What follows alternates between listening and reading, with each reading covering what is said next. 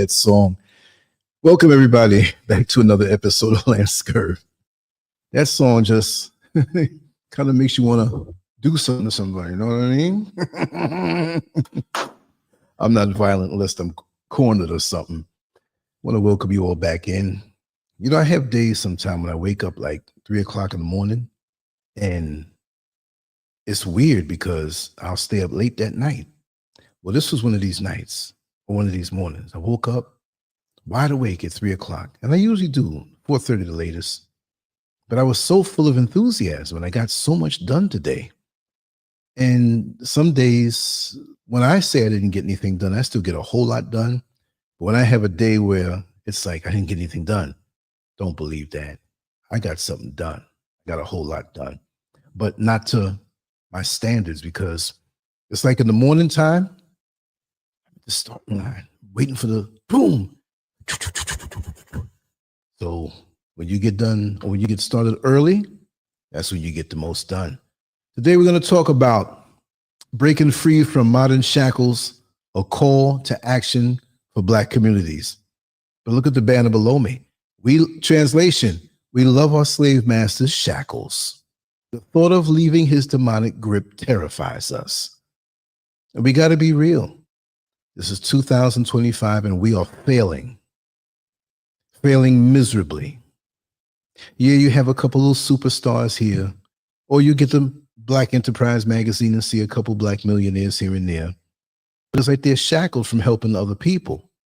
But then again, we need to,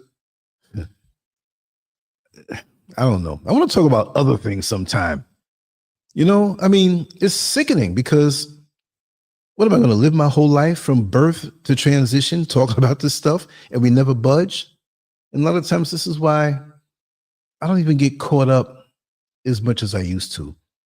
I really thought there was hope for all of us. Fall by the wayside. The level of stupidity today is off the chain. I got something blocking my screen. Viewing pleasure, Riri. Actually, my camera is blocking part of my screen, but I have it at the right angle because I got to center everything right. So I'm gonna have to do like this. Wow, cooking dinner and listening to LANCESCURV. Let me see. Let me just put it on the screen so I have to go around it. Oh, Peaceful Pulley. Yes, first in line. Yeah. I'm so glad you're here. Yeah, viewing pleasure says cooking dinner and listening, LANCESCURV. I'd say this is a good evening. Much love from DC. Let's get a roll call, y'all. Roll call. Let's make that a regular part of our time. And if maybe you don't want to say where you are, lie about it. we won't know, right? Hey, Lance and fam bam, Riri in the house. Yes, I love this feel, you know. But like I said, it's new levels of ignorance. I'm not even trying to get political, but we can't help but get that way. This last election really put a spotlight on how people felt. But I just thought it was weird when I saw this brother. I didn't even want to call him a brother because his mind was so out there. He was like, see, you're voting for Trump. Look what's happening.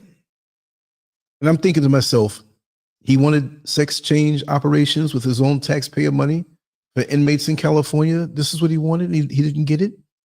He wanted grown men, big, hairy, grown men going into women's bathrooms. He wanted grown men fighting women in boxing and knocking them out, or wrestling. What kind of bizarro world is this? This is why more and more I stay to myself. I'm scared to I'm always got some big shirt to wipe my face. It's the closest thing I can grab. I got nice little, face towels and stuff, but I always forget to put it by me. So I'm just grabbing anything, right? Bear with me. You all know I'm a little toasted. You know, I can't live in America all those years, not come out toasted. But yeah, it's a whole new level of something. They're doing something to our Black minds. We're all messed up. We're in love. We're all messed up. We're all messed up big time. And there's no more common sense in the Black community. There's no more. I don't expect it anymore. It's like a calculator that's low on its batteries and it starts showing letters. Like you do an equation, you see F's and E's and U's.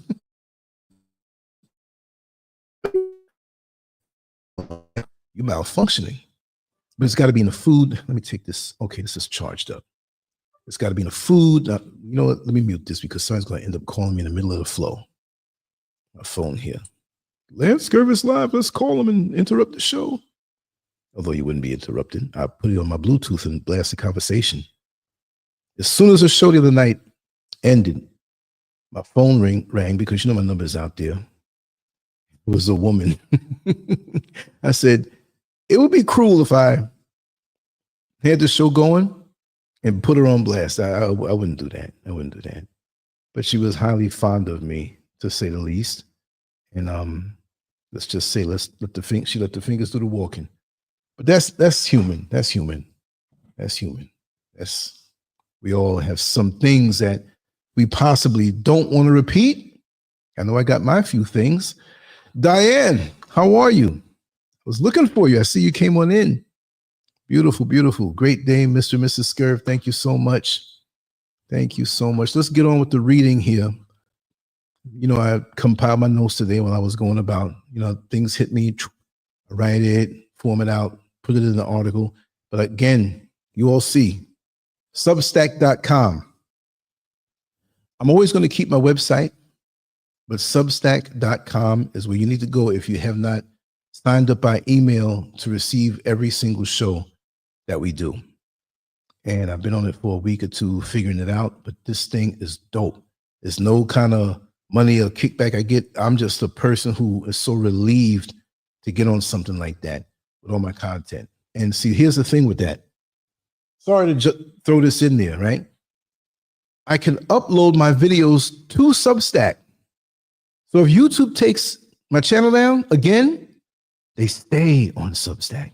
That's the number one thing, right? Wow. Tatum, how are you? How are you? Haven't seen you in a while. I've been doing irregular shows, you know, and I have to hammer it down. Everything is more stable for me, especially in this space in my studio. I have more touching up before I show you all different angles, but it's huge in here. I can yell, I can scream, and I'm very, very happy. When we have in-studio guests in-house, I can turn the cameras that way. It's going to be dope. You know, this is America now, right? And everybody that knows me, well, I'm way up in the mountains. Nobody's going to come up here from Accra. A few will, but we'll get it going on. And we can still do things over the program, right? So, yeah, breaking free from modern shackles, a call to action for Black communities. Yeah, a call to action, at least for the remaining that or have some sense, because a lot of us just don't have the screen here, and get into the reading of my earlier words that I jotted down when I was eating that pineapple and that mango. Here it is. The struggles faced by Black Americans today are multifaceted and deeply rooted in systemic inequities. As we continue to challenge these structures, we must also confront the ways in which modern systems, ideologies, and institutions seek to replace older forms of oppression with new ones. In our discussion, we're going to break down key issues from housing to societal regulation. Oh, I was deep in thought. I couldn't say that again if I wanted to. And explore solutions for reclaiming agency and dignity, and that all seeks to strip it away. Ooh. And I'd like to maybe talk about each point that I put out there. But just like football, American football, because when I say football now, it's soccer, right? Just like South America. When you have the ball, it's a spiritual law to me. Like when you have the ball in football, or you kick in the ball in soccer/football, because they call it football here, the whole other team is coming after you. So when I said that We have to get back our dignity and our agency, because these systems are trying to strip us down. This man-made engineered world, oppressive world, the whole world is not oppressive, but where we are corralled, it is. It's like you can't even hold on to your dignity. Yes, you can. But if you have it, there's always some entity or some energy trying to strip it away. If you carry yourself as a respectful young lady, and if you're under 120 years old, you're a young lady to me. I call all ages young ladies. It's like there's somebody or someone or some energy or even a thought that you know doesn't belong to you. It came from somewhere else and it's trying to break you down. NFL Shaka, welcome on in. Yes, I'm glad you're here. I'm glad everybody's here. Well, there's a few I'm looking for. They'll be here. I had to push the time back a little bit. I need a little more time to do something. Riri says something just ain't right, Lance. The fog, plague, fires everywhere.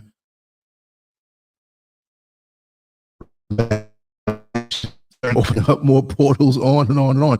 Serious. It's like every little thing that's bombarding us. Let's not forget atrazine, the fertilizer that changes male frogs to female frogs, and they're pushing that in Africa, Alkebulan. They're pushing it here. Like, there's so many little things attacking us that nobody can say one of those things did something major, but collectively, it's doing us in. And if we have a weakness in one area that we don't know, because we're not supposed to know about the Rona, and if we have a weakness this way, or you know, just the fog, what's in that fog, that's weird.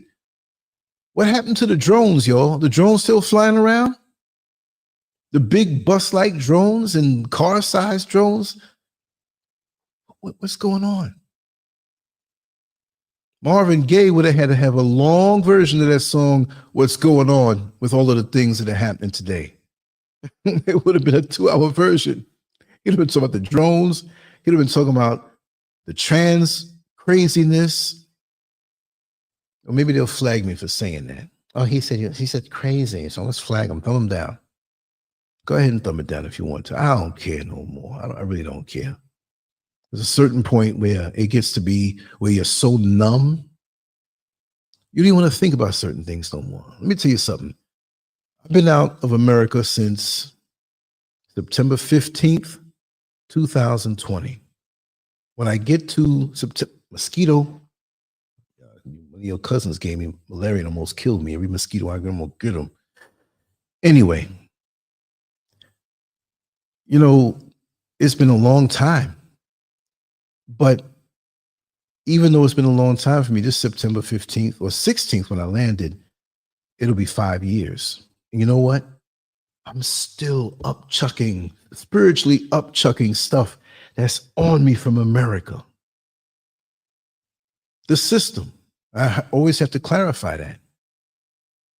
There's still things that are deeply embedded in my mind, my body, and my soul that when I go out in the yard and lay out in the sun on one of the balconies and just chill, it's like it's still coming off of me. I'm better. There was nothing wrong with me like I was some crazy guy. I'm just saying the weight of that society pushing down on you. And every day that goes by, it's like I feel lighter and lighter, but I can still feel it coming out of me. I'm going to talk about something kind of lewd, but I'm going to say it in a decent way. You ever have a day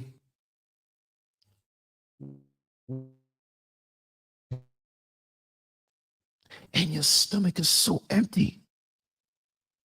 You got up in the morning and thought you were going to have a regular day. This might even be like whatever your Saturday is. Let's just say Saturday, meaning that your day off. And you get up and, okay, I got to run to the supermarket. I got to go pick up some clothes from the cleaners. I got to go pick up a ladder at Home Depot or Lowe's. I got to I got to get an oil change. I might not get all these things done, but I'm going to try. And something else happens, or somebody else comes around you and throws you off. They have a little emergency, which you end up going with them and forfeiting your whole day.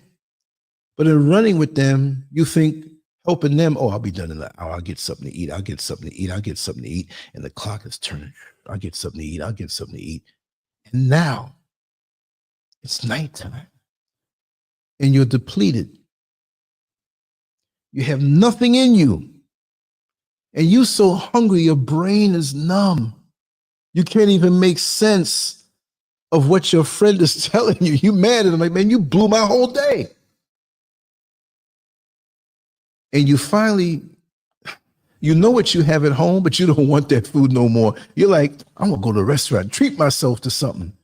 It's Saturday night, things are open. So you go and you sit down at one of your favorite spots. There's not too many people there. They already know what you want. The usual, right? Yeah, the usual. Here they come. Nice big drink, food. You get, man, that food is good. And you were so hungry that you ate a full stomach worth of food, but it's like it's not digesting. So you're full, but you're still hungry in your head. And then by the time you get home, and this is a funny sounding story, but I'm going to bring it right back to the other point and join it together, right? You hear that universal sound of distress. You all know what it is. I don't even have to tell. You get home, you ate a lot, you were hungry all day. All of a sudden, you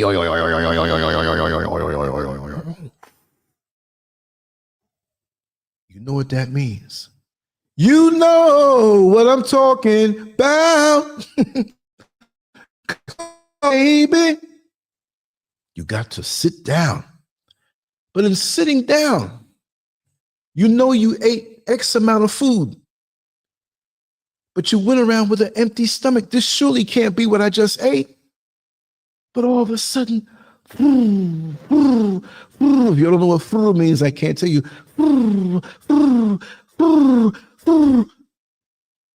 It's like, where's all this food coming from?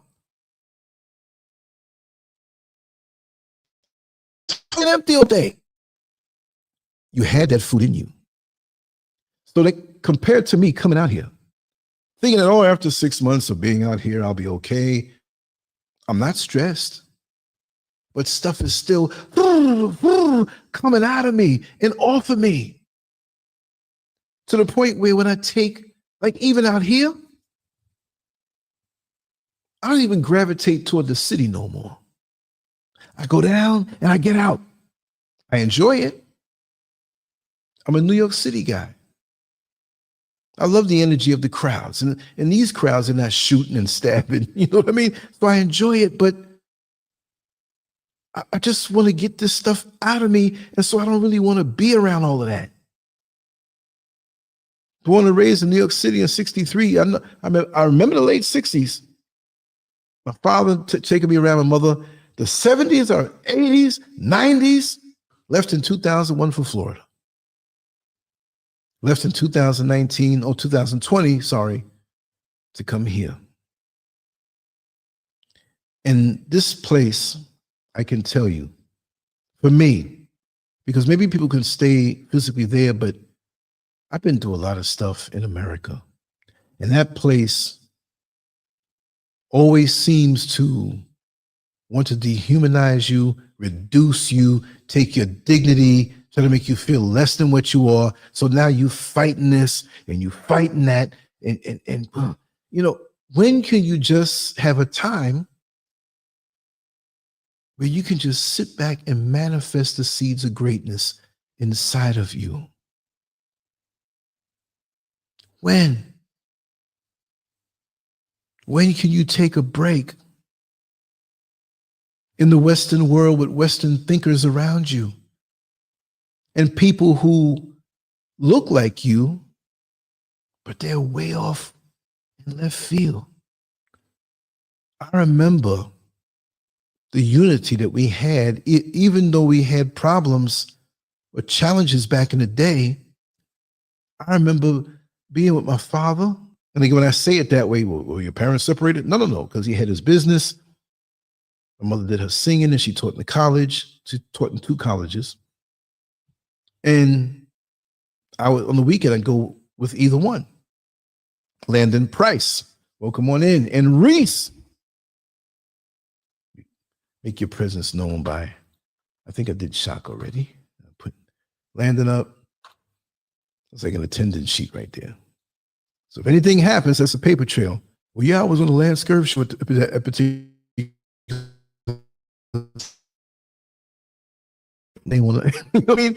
I wasn't robbing a bank at that time. I remember, and it's sad because it's not sad. I mean, I have a doggy bag of a good life, and I think it's good now. It's always been good, but there's always been something that stops you from fully enjoying all the way. The whole team running after you because you have the ball of happiness and balance. So at least when you don't have it, you know where to get it, how to get it from within. You see what I mean? But I remember how we could be at the supermarket in Harlem or Washington Heights, New York, Queens, wherever. But Washington Heights / Harlem, and I say slash because Washington Heights is above and Harlem is below. And those are the areas where I was born, right? You can be in the supermarket checkout line and just start talking to somebody and there's agreement. But we're so split up now. We're so split up in our ideologies. And I know everybody doesn't worship the same or have the same, but there was so much overlap, right? Now, ain't no overlap, just a little bit hanging on, right? See my broken finger, my broken thumb? I'm sorry, I'm looking at the screen and pointing the wrong one. Oh man, that's crazy. That comes from poop. Long story. But we're so disjointed now. And it's hard to get around us when you have to explain yourself. Like you have to give you a life story and explain why you have certain ideologies. Like they don't understand you. Like haven't you gone through something similar to me in this place? How can you go through this? Or maybe your perception is so warped, or the GMO food is messing you up, or some substances, or that boxer's jab, right? Maybe that got you messed up. There's something weird going on with us, y'all. And the social media, our brains are bombarded with all of this stuff to the point where we are taken away from actually living life. I've purposely slowed down. I put out just as much content. And when I'm busy working in the house and guys are here working, I can't really as much as I want to. But now I'm going to be able to look down and settle down more on my quality, more than numbers, which I was doing, but not consciously. Let's have a real connection. Let's go sit down in a restaurant. I'm talking symbolically now. Let's go sit down in a restaurant. And if we're in there for 3 hours, we took 45 minutes to eat the food, but the other 2 hours and 15 minutes, we were sitting there talking, looking in each other's eyes, sharing that window of time that when either one of us passes away, we'll think about the gift of that time that we shared with each other, not just merely an LOL.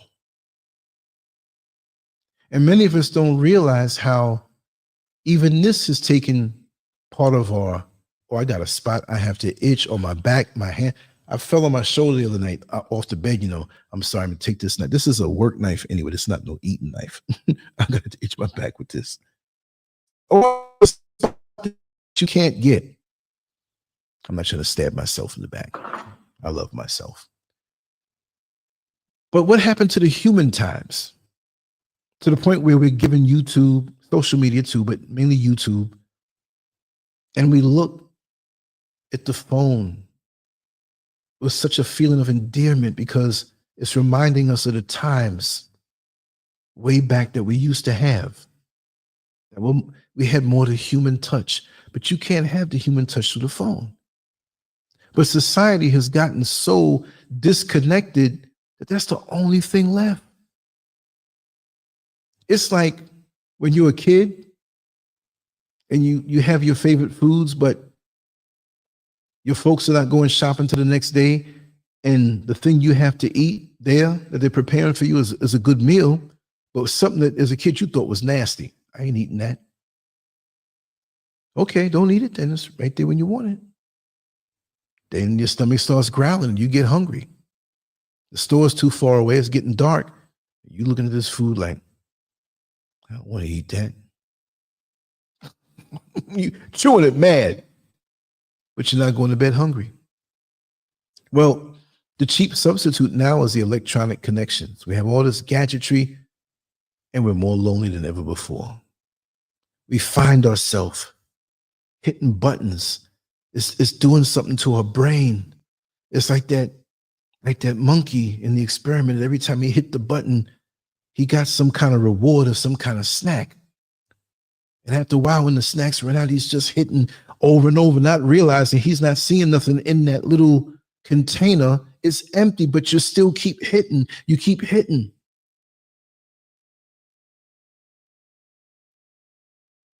Effects of porn on our minds.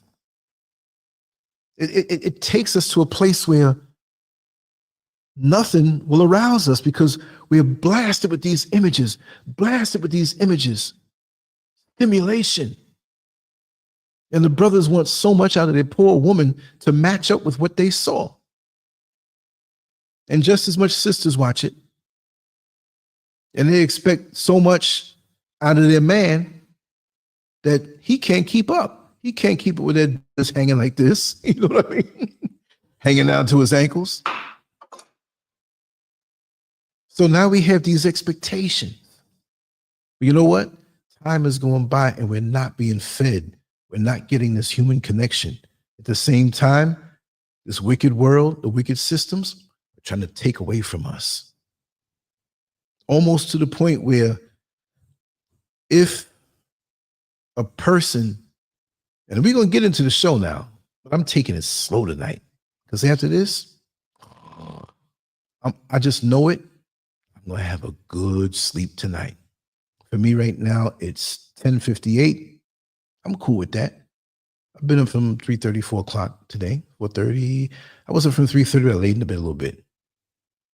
I listen to the animals outside. Some of these animals, I don't know what they are. In Africa, you just don't know.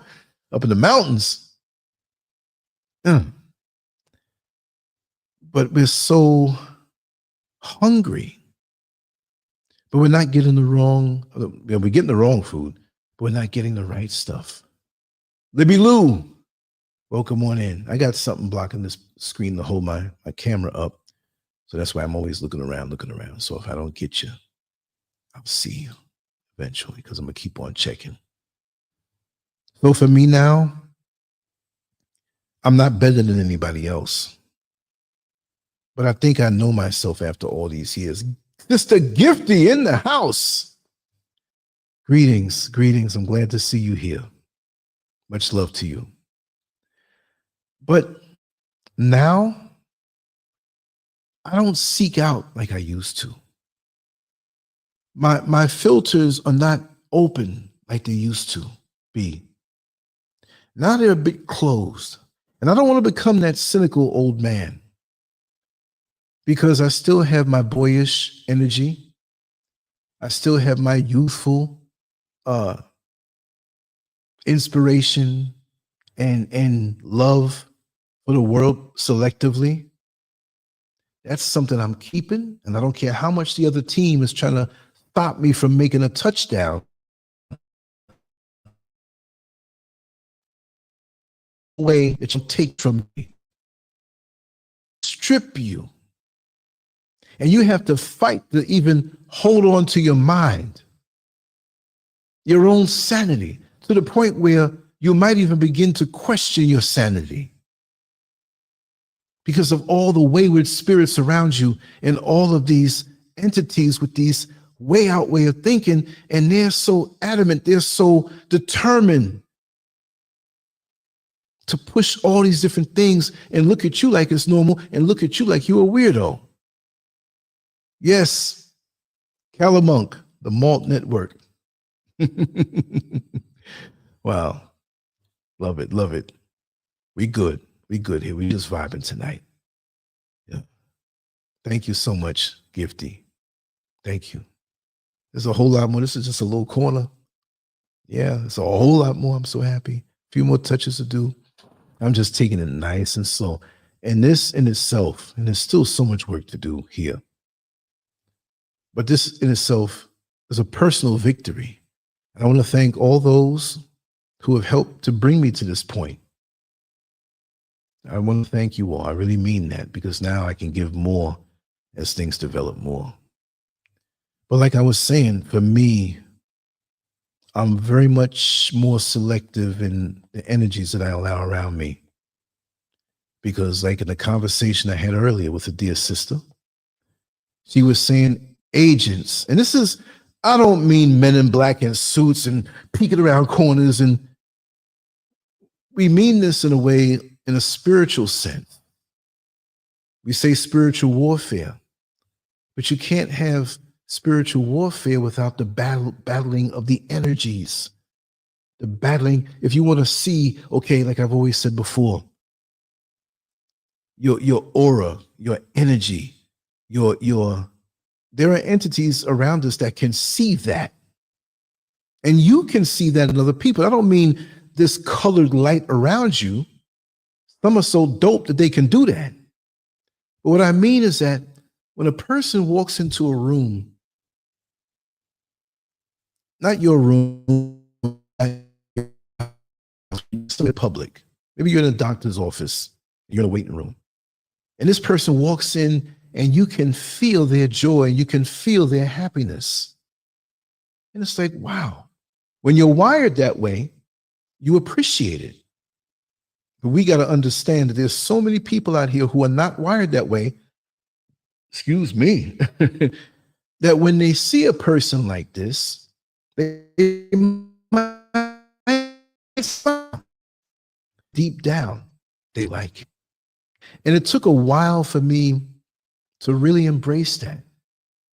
I always knew about it, but I was always leaning toward saying that there are more good people in the world than bad. And it's not that cut and dry, because we have different situations that cause us to be a certain way.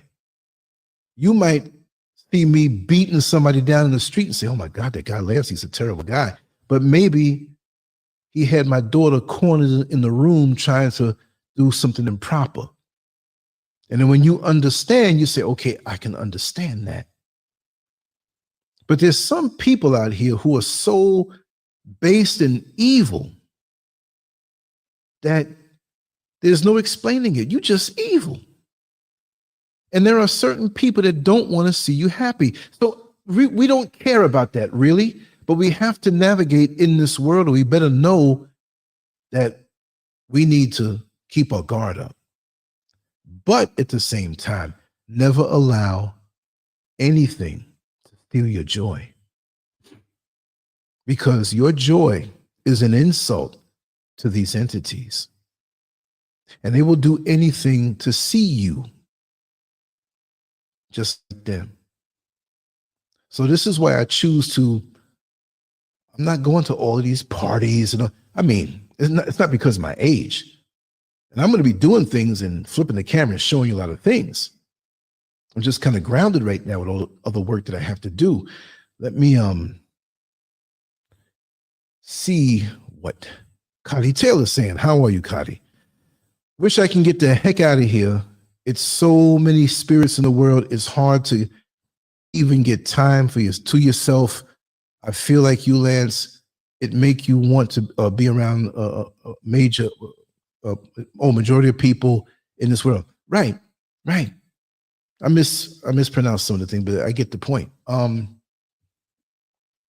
be with myself and just a few who might even be on 3 fingers. You know what I mean? I'm good with that. Growing up, I was always very popular. Wasn't trying to be popular. I was always popular. Any Friday night, like after school, Friday, Saturday, even Sunday, in my little room, I had friends always coming over and they just, Lance is crazy. What's he going to say next? You know what I mean? I remember one time my father came and said, you know, good evening, everybody. And they were all, good evening, Mr. Scurvin. Good evening. How you doing? Polite. He counted 17 people in my room. But it sounded like 2 or 3 because they weren't making no noise. And then when I got older and moved to the basement and had my basement to myself and the side door in my own little bathroom, ooh, I ain't gonna go there tonight. Stead Watts, yes, we need to take back our minds. We have been tricked and deceived a long time ago. You're so right. You're so right. Yep. Yep. We're not even ourselves anymore. It's like we've been rewired. You know, when you take your vehicle, even if it's running good, or so you think so, and you take it for a mere tune-up, oil change, checking all the crucial points, rotating the tires, and you get that bad boy back, it's like it's sitting up and eager. You touch the gas, even more so, which shows you that you didn't realize how things deteriorate. Not deterioration, but just the wear and tear, and how you have to keep up maintenance. Well, what about us with our minds? With our thoughts, with our intentions, with how we let things on the outside grab us. Again, my dear sister has helped to guide me that way, because I was always thinking about they this and they that, and they said this, and they think, man, put your energy where it counts. You shouldn't have been noticing that. But the thing is, no excuse. But I went a long time without that kind of tune-up to be pointed out to me. So how many of us are carrying around all of this weight, not realizing that we're not running optimum? And we blame it on old age. We blame it on this. We blame it on that. But we have to grab the reins back again for our life and say, this is not going to dominate my mind. I can take that same mental energy and put it to something every day. That book I'm supposed to write, I should have wrote that 10 years ago, but my mind had this energy leak of being focused on, or not just focused, but easily distracted and becoming emotionally invested in these evil energies who are doing their job. I don't want to help the evil energies do their job. I want to smash them by having them not exist in my mind, because my mind is so powerful. I know my mind is powerful. Your mind is powerful. If you get a tune-up, you'll see how powerful it is. And it's a battle for our minds and our thoughts and our energies. And that's why we on the phone and we look at this woman with this breast and this backside. Oh my God, I like to get her. I want to get her. I want to lay it with this. Oh man, she's sexy, whatever. And then you wonder why you get to a certain age and can't find nobody. I'm talking to the brothers now. I'm all over the place. I haven't even started reading my notes. I just did a little bit, right? We're going to flow like that tonight. That's the way I feel. Because after this, we're going to sleep deep. We're going to come back again tomorrow and do it again the same way. That's right. But we end up now as men. I'm going to say a cuss word, nothing really offensive. But I used to overhear guys every day on the bus, especially. Same guys. Sometimes a little different crews and stuff. Hey man, look at that girl over there, man. Man, that's the best ass I done ever saw in my life. Wait a second. Did that guy say that 2 days ago? And a week ago? When does it end? Is that all you see in a woman? Then you're never going to settle down, because there's always that next best one. if you have a carnal mind. And for the ladies that, I want to find a rich man, I want to find a rich man, you may find a brother who is making $200,000 a year and blows your mind for that 45 you make, and you budget and you pay your bills. Now you dating a dude that makes 200,000. Ooh, to you, he's rich or wealthy. But then he loses his job. And he has savings and he has things that he's doing that would keep him, but he can't take you out to those ritzy restaurants every weekend. And then you meet another guy. He's not as nice as the one who makes the 200,000, but he's a millionaire with assets, and he makes about 3 or 4. You will run to him. If you base your life just off of these things, who has the nicest ass, who has the most money, who, we're all screwed up. We're pulled in so many different directions. And the clock is ticking. Clock is ticking. I never knew. I always wanted to be. I wasn't thinking about my next birthday is going to be 62 years old. 62? I remember it was it was part of a joke. So when I say it,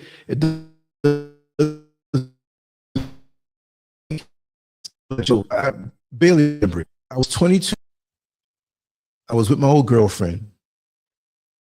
And I said, I got my zany jokes. I said, yeah, one day when I'm famous, they're going to say 33-year-old LANCESCURV and so on.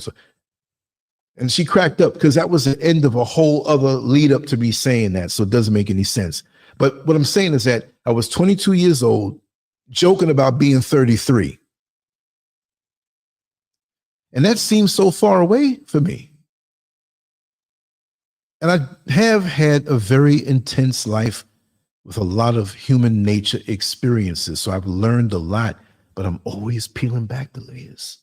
There's always more to learn, not just on the outside, but in my self-reflection of me. I have a dear sister of mine. I say, listen, with us, there are no lines. You can't say, oh, I can't cross the line. No, whip my ass with truth. This benefits me. And if I was to even think about being insulted, which ain't going to happen because this is what's good for me. I compare it to training in the gym. One of my old training partners, Gene Lumumba, he used to beat my ass in the gym. And I loved him for it. And I'm not masochistic. I'm not into pain and whip me and all. No. But I wanted to do this.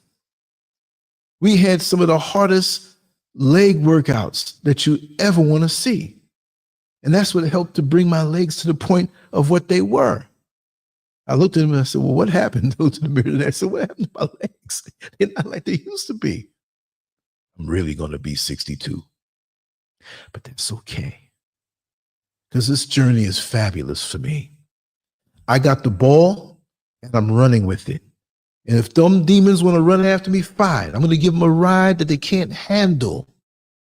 Because I draw inspiration from that, knowing that I have everything in line. And sometimes we're out of line and we need to tune up sometime. And we can't go too long thinking, I'll be all right. No, seek out the tune up. Seek out the flaws or the malfunctions. Be accountable for all that's happening. Blame yourself. Just if Mike Tyson, when he was fighting early on, when he turned pro back in 1985, they would come up to him, hey, Mike, a first round knockout. Great performance. Everybody's like, fabulous. This is a 10, whatever. Well, I rate my performance like a 6. Because, I could have caught him a little, I missed a few blows earlier. And, Cuss taught me, I should have had my feet placed a little better because I would have knocked him out and he would have stayed unconscious more. So I give it a 6. And I'm looking like, wrong with him? You know what I mean? Because he wants to strive to get better.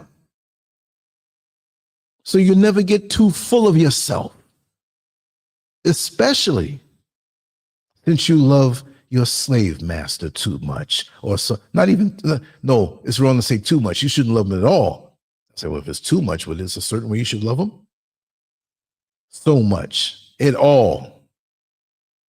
You should be thinking the worst for the slave master in the system. You see what I mean? Let me see. I'm tired of carrying the dead weight of enemies, frenemies, care enemies, co-workers, career. Yep. Because they add on weight, Sister Gifty, to your life. They add on weight, and you carrying around all this weight that don't belong to you. It's I'm not gonna say it's bad enough, but we got our own things. And if you're not trying to work on yours and I'm not trying to work on mine, we don't even need to be around each other. We're all out here carrying these invisible weight, and I see it in my daily life. We walk around like Paul Robeson. Old man river, he keeps on rolling. You get a little drunk and you land in jail. No. Be mad.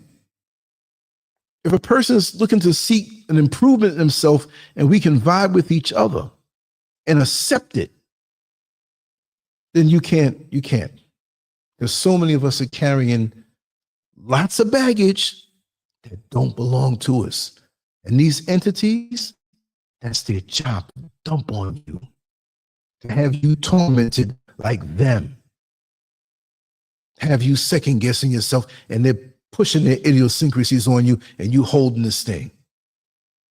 Think a person, oh, could you hold this for me for a second? And they don't never ask you back. Say, hey, man, this thing is heavy. Take it back. I thought it was going to be for 5 minutes or something while you tied your shoes or straight, you went to the bathroom or something. I'm not carrying this weight. If you ask me for advice, or we have the kind of connection where we can vibe that way, fine. If you sitting there not Lance will take care. No, this is clean house on this platform. These people think that there's some kind of magic agreement, some kind of contract you'll sign to waltz through life and me ignore what you need improvement in, and you ignore what I need improvement. That's just as much of an insult. I remember I was in school, I think it was 3rd grade, and one of the teachers was well endowed up top, Black woman. And so in them ages, we're looking, but the side of your blouse sometime can be open and the button open. You can see the brassiere and the breast, and they were cackling at this woman, the teacher. So I got up and I whispered into the teacher's ear. Her blouse was open, and her breasts, one side of it was really, because it was hanging out basically, and she didn't know it. And so she thanked me for that. And the other guys like, oh man, come on, man. That could be your mother. And the way we're wired now, let me, now I'm babbling. Oh, you laughing at old man Ribba. You gets a little drunk and you lands in jail. Yeah, getting away from these demons. It's like walking around with the ball and chain around your feet. You feel this weight. And you're like, where did it come from? And you go down the physical list. I slept good last night. I ate good. I didn't get in any altercation, any argument. What's wrong? It's them. And they'll be very aggressive to do so, right? Wow. I'm babbling today, right? Let's get on. Let me read this next point. Really the first one. The plantation mentality, letting go of the past.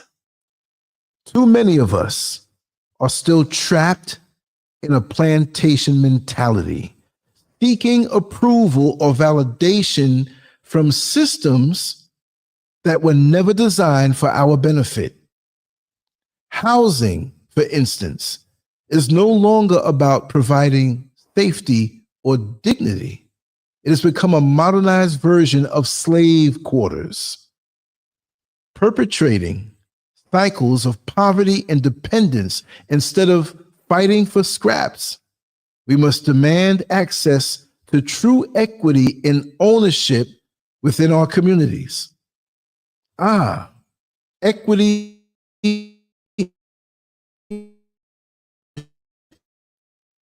is that even something that we think about anymore?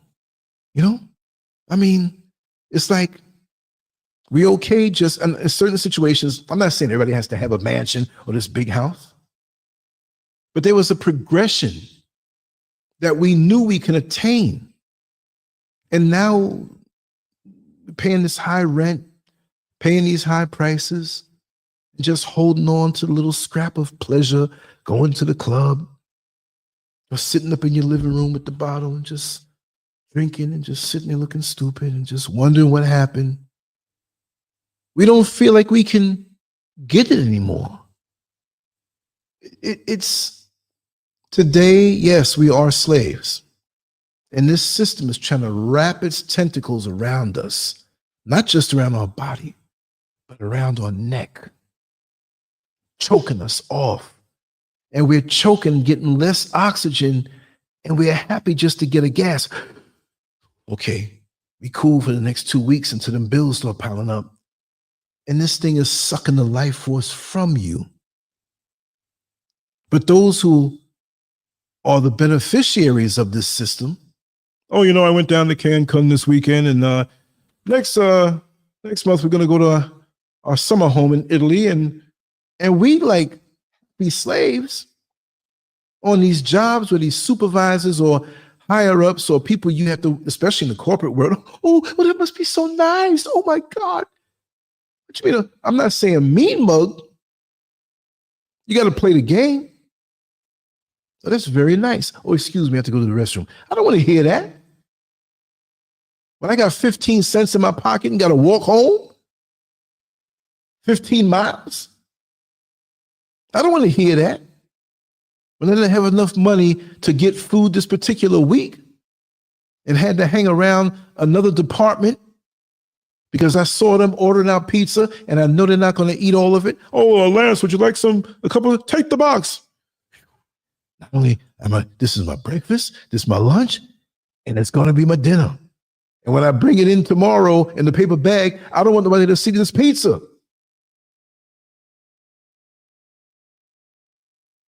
Oh, I've been there. I remember when my mother had the first stroke, and I just going through a bad breakup, and I had a job coming up. I knew I was hired, but it wasn't happening. I lost some money, and I had somebody from a friend of mine by his sister, $5. Well, they called me in early for the job that week. What do you think I ate that week? Huh? With the $5. I had these sugary Sundew drinks. I don't know if you remember the brand Sundew. And these $3, $4 cookies. Cheap, sugary flour. And it was physical work. Hard physical work. But I didn't have a strong mind because I wasn't asking nobody. You see what I mean? This system don't give a damn about you. And we hurt ourselves because of our lack of unity. We have no unity. We're turned against each other by design, just like the slave masters want. We love the shackles, and we don't want to leave his demonic grip. We love, and I say his treatment, it could be her also, because they work together, as you well know. But the treatment, the bad treatment that we get from the system and those who have that superior attitude over us, we love that. Again, I'm not saying anybody in particular here. And maybe it might be you deep down inside. Oh, he getting too real. I had to unsubscribe from him. He talking to me. I got to talk to me too. Right? But when it comes time to showing love and extending ourselves to one of our brothers and sisters, we cannot do it. Because we got this demon in our head, our mind, body, and soul. Maybe I'm getting too off the chain, maybe too deep for y'all right now, but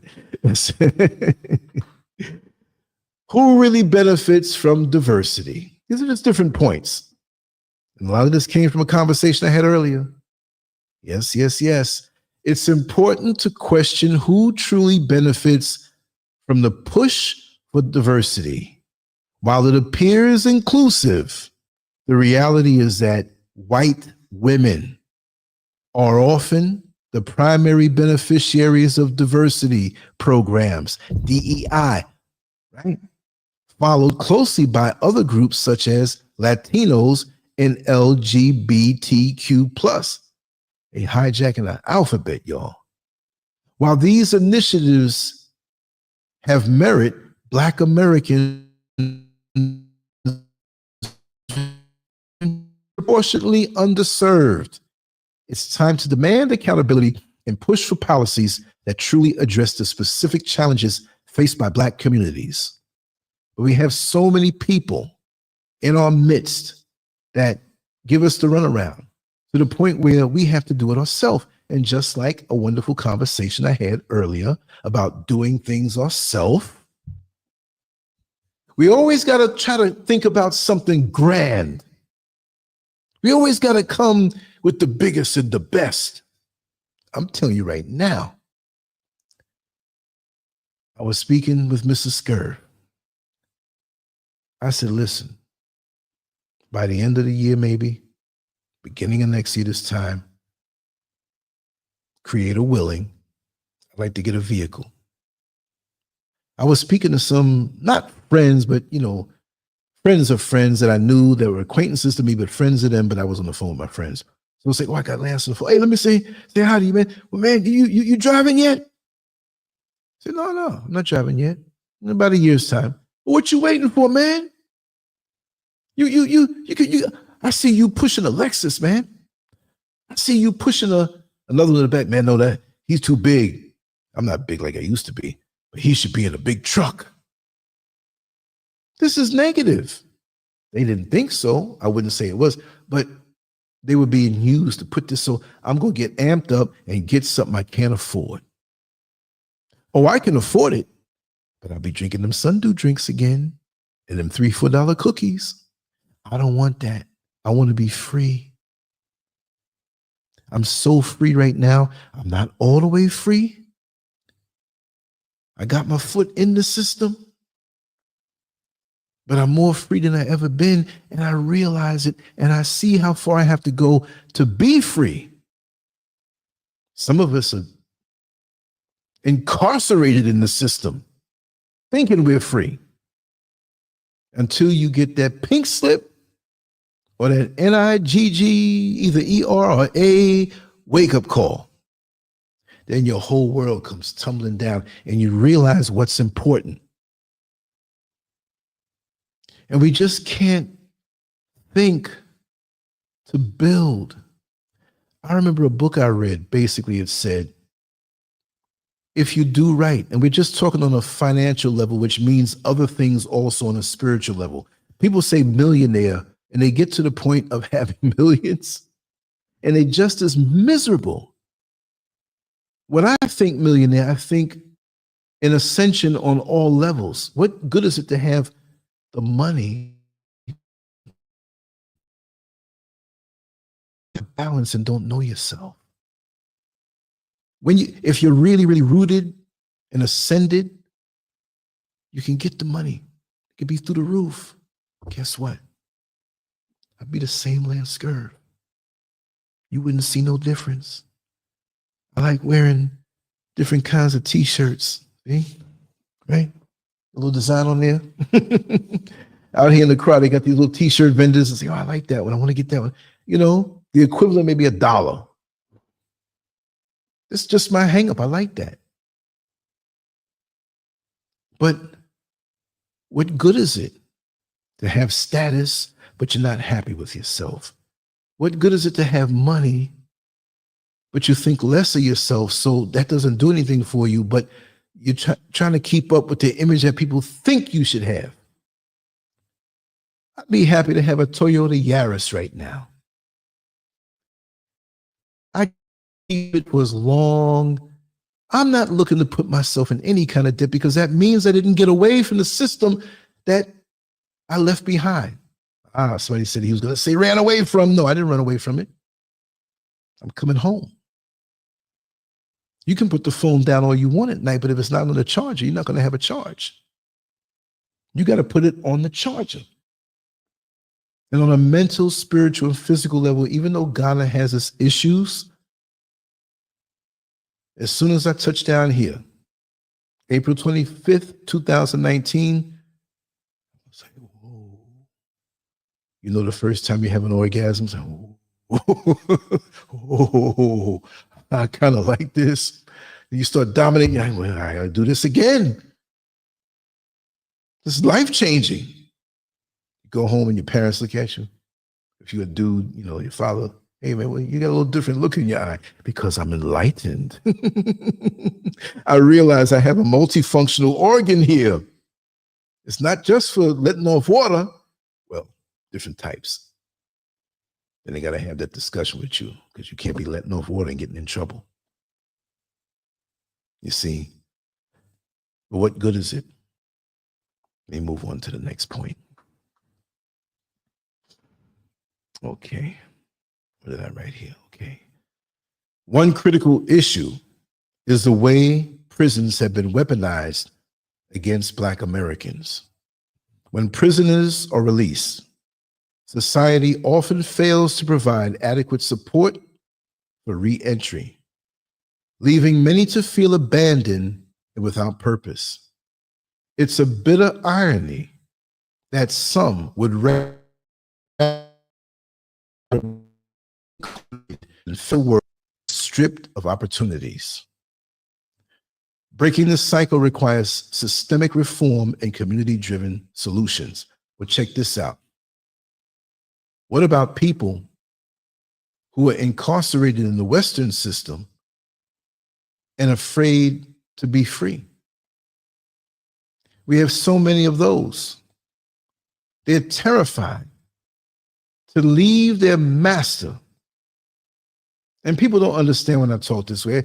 Look, ain't nobody calling you Toby, like hitting you with a whip on your back, but in the essence, they are. And I know personal people close to me, physically far now because I'm in a different country, but close to me, that I can see this thing on them.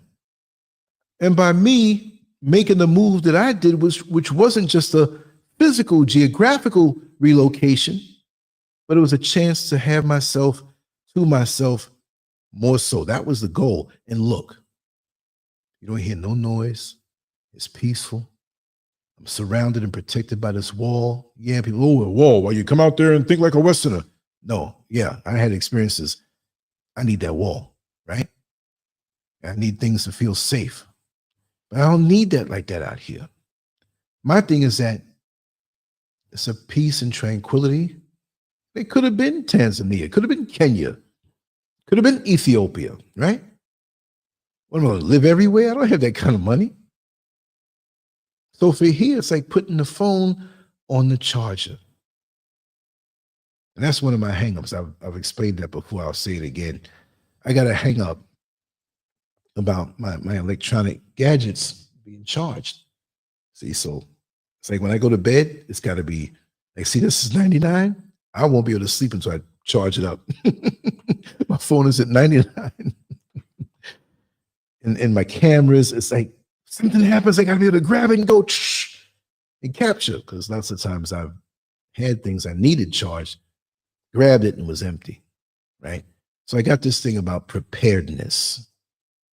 But my thing is, When living in America, for me, my mind is high powered, so much to the point where I will spin at the wheels.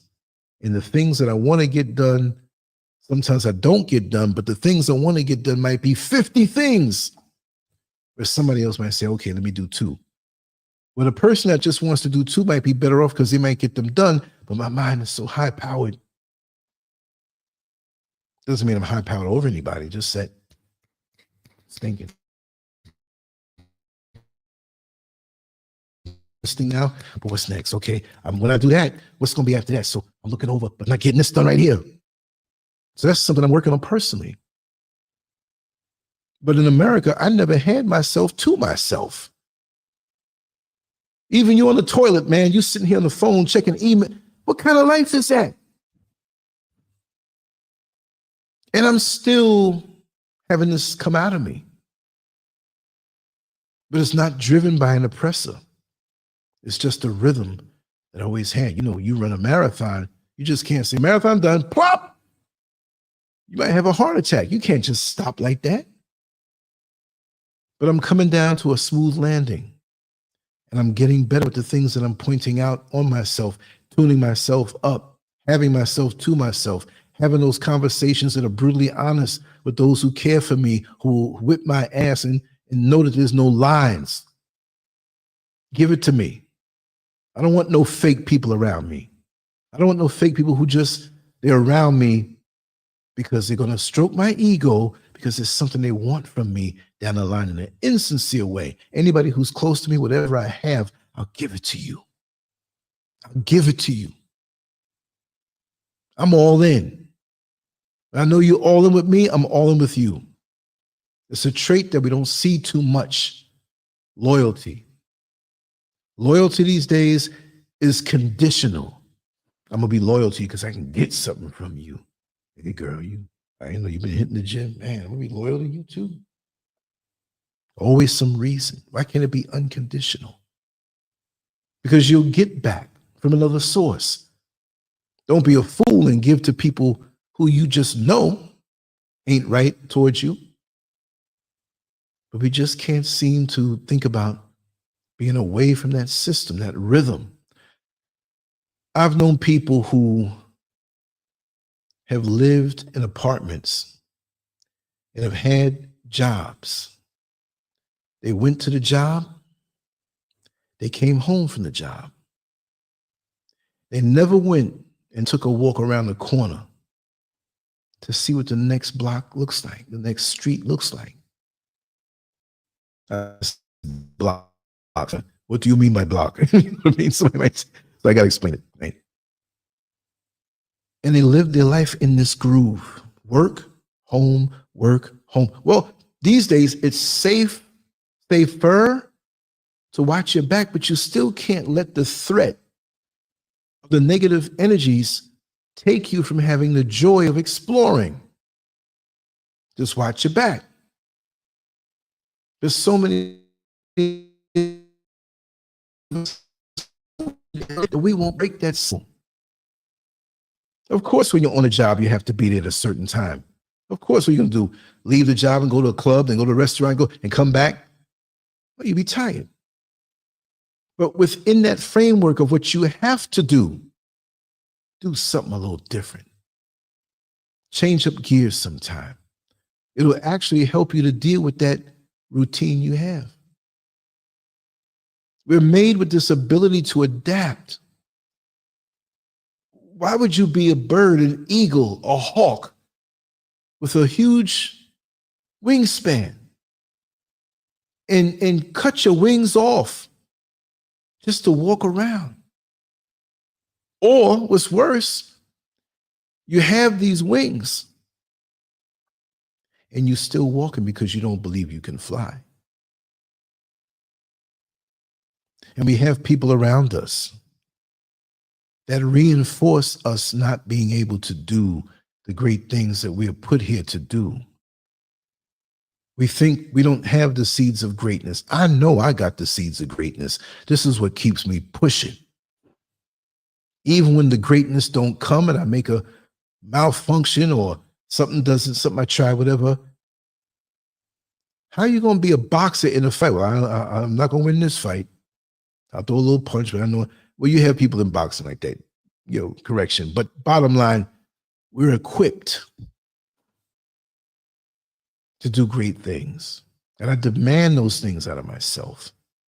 I just need to stop spinning the wheels to get more traction so I can get more done. Yep, you're right, Reese. We've never benefited from DEI.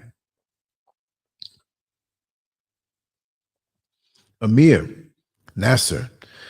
I work for the federal government and several of my supervisors are African American.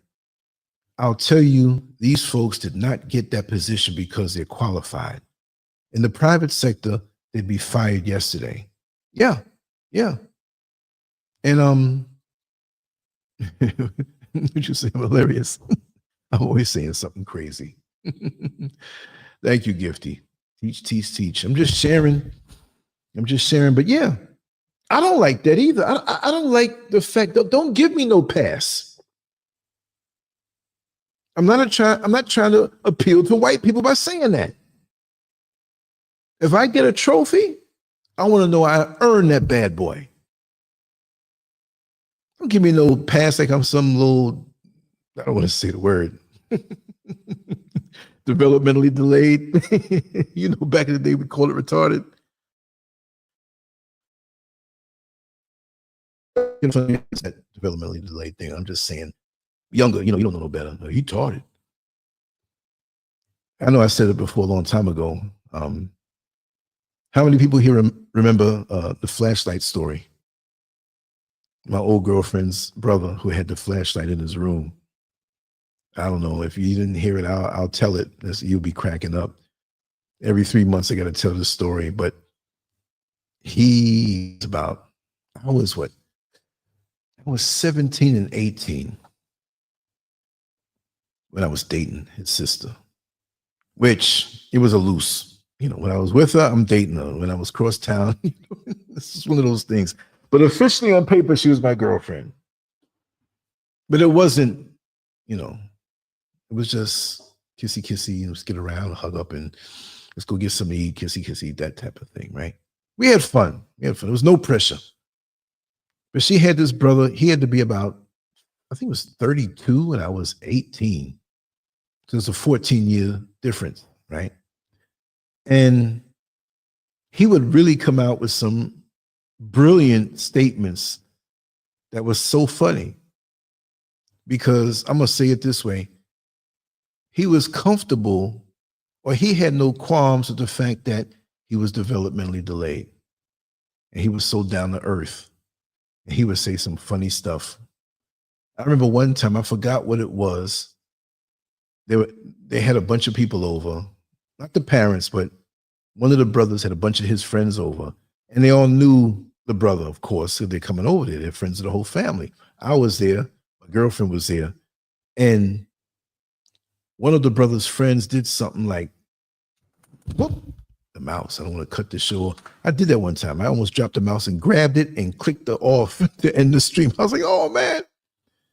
But anyway, he did something like kind of foolish. He wasn't thinking. And so they used to rag, I don't want to say the retarded brother, right? Let's say his name. He would feel honored if I said his name. I haven't seen him in so long. His name was Ronnie. And so they would rag him all the time, innocently, not venomously, but they were young and, they would ask him like questions of like, Ronnie, tell me how much 27 times 4 divided by 213 plus 6. How much is it? Now you just mess with me because I'm tarded. he would say it, right? So when it came time for somebody to make a mistake that was ragging him, or he let him have it, because you can't whip this statement I'm about to say. Yeah, you call me retarded, but you know what? I ain't that dumb. I'm retarded, and I wouldn't make a retarded person's head. I wouldn't even do that. Oh man, you got to feel low. And he broke out laughing. It was so funny. I'm not trying to insult nobody. I'm just telling you what really happened. It was so funny. Xavier B, welcome on in. Yes, welcome on in. Got to break it up with a little humor sometime, but these things that happen with us and coming up, the lessons that we learn, I've had so much, and there's so much still coming. And I thank God for that. Let me go on to the next point. The danger of over-regulation.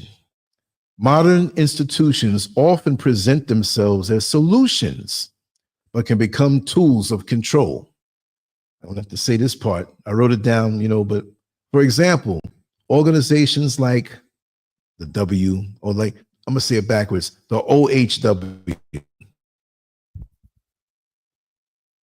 Organization, Health, right? Backward.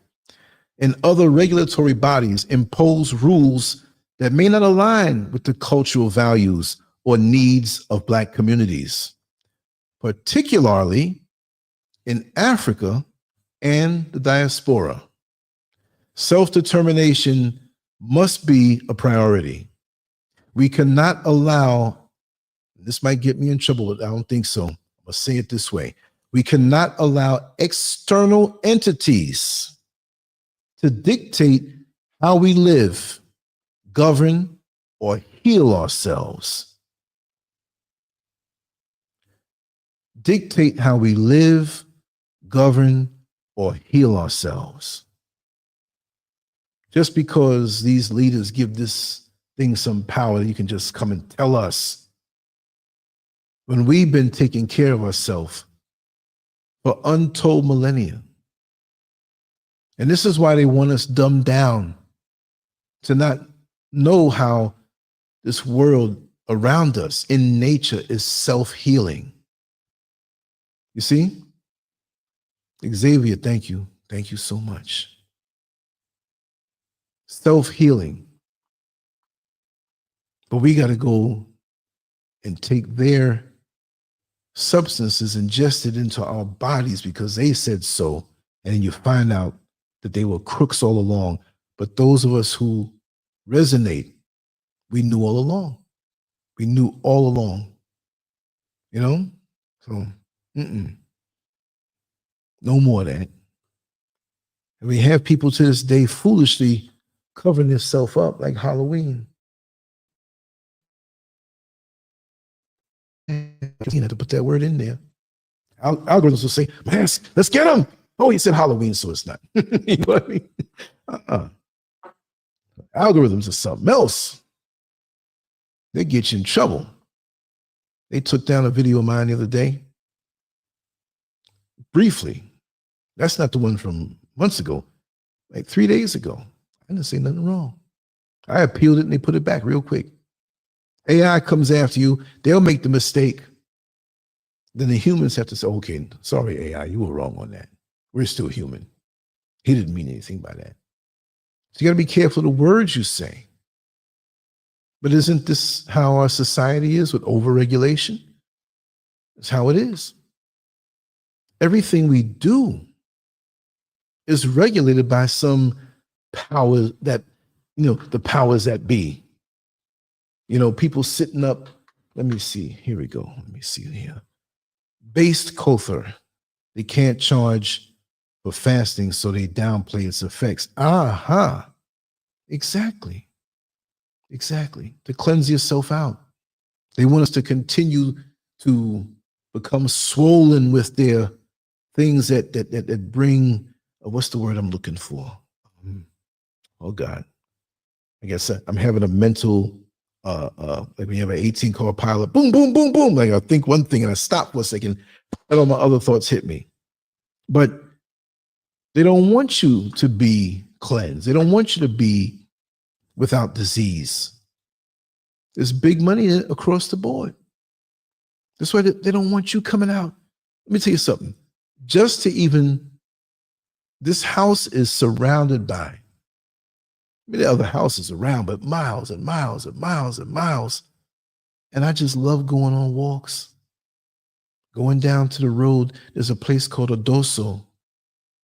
It's the opposite direction of going to Accra, because when you go toward Accra, from the mountains, it gets busier. And once you come off the mountains, which is a while, about 30 minutes before you even come out of here, then it gets busier and busier and busier, which I can deal with, but it's a different vibe.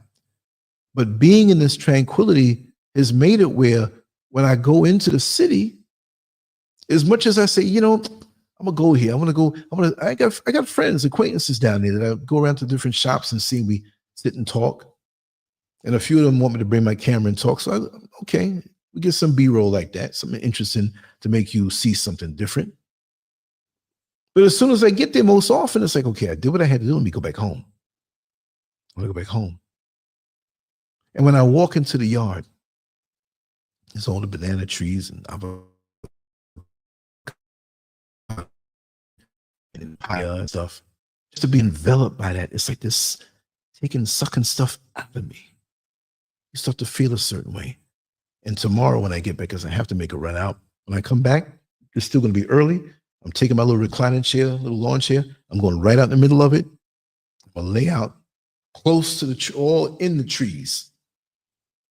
At the base, not up top, but I'm just saying a nature bath, they call it. And I read that, and it's kind of vague. Right? When I read it, it's a Japanese thing. I mean, this is an African thing. This is all who want to partake in it, no matter where you are. But the Japanese call it a nature bath. Of course, you know where they had to get that from. Maybe they call it something different. We have our connection to nature broken, and that's all we need sometimes to be back in line. It doesn't mean you're going to go out there one day and it's all right. No, you have to stay with it and be aligned with it. How do you think the so-called, and I say so-called because we always look at them as though they're such a lower life form, right? They're not. They got ways of communicating that's above our heads. We got 26 letters in the alphabet, and we got a few words in the dictionary. We're taught this narrow way of communicating, where there's ways of communicating where we don't even have to speak a word. Black mothers know that in the supermarket, right? They give you that look and you know. But seriously. And I learned, and I said this before, and I'll keep it brief and I get to the next point. I learned through reading. It was a very interesting article that I read.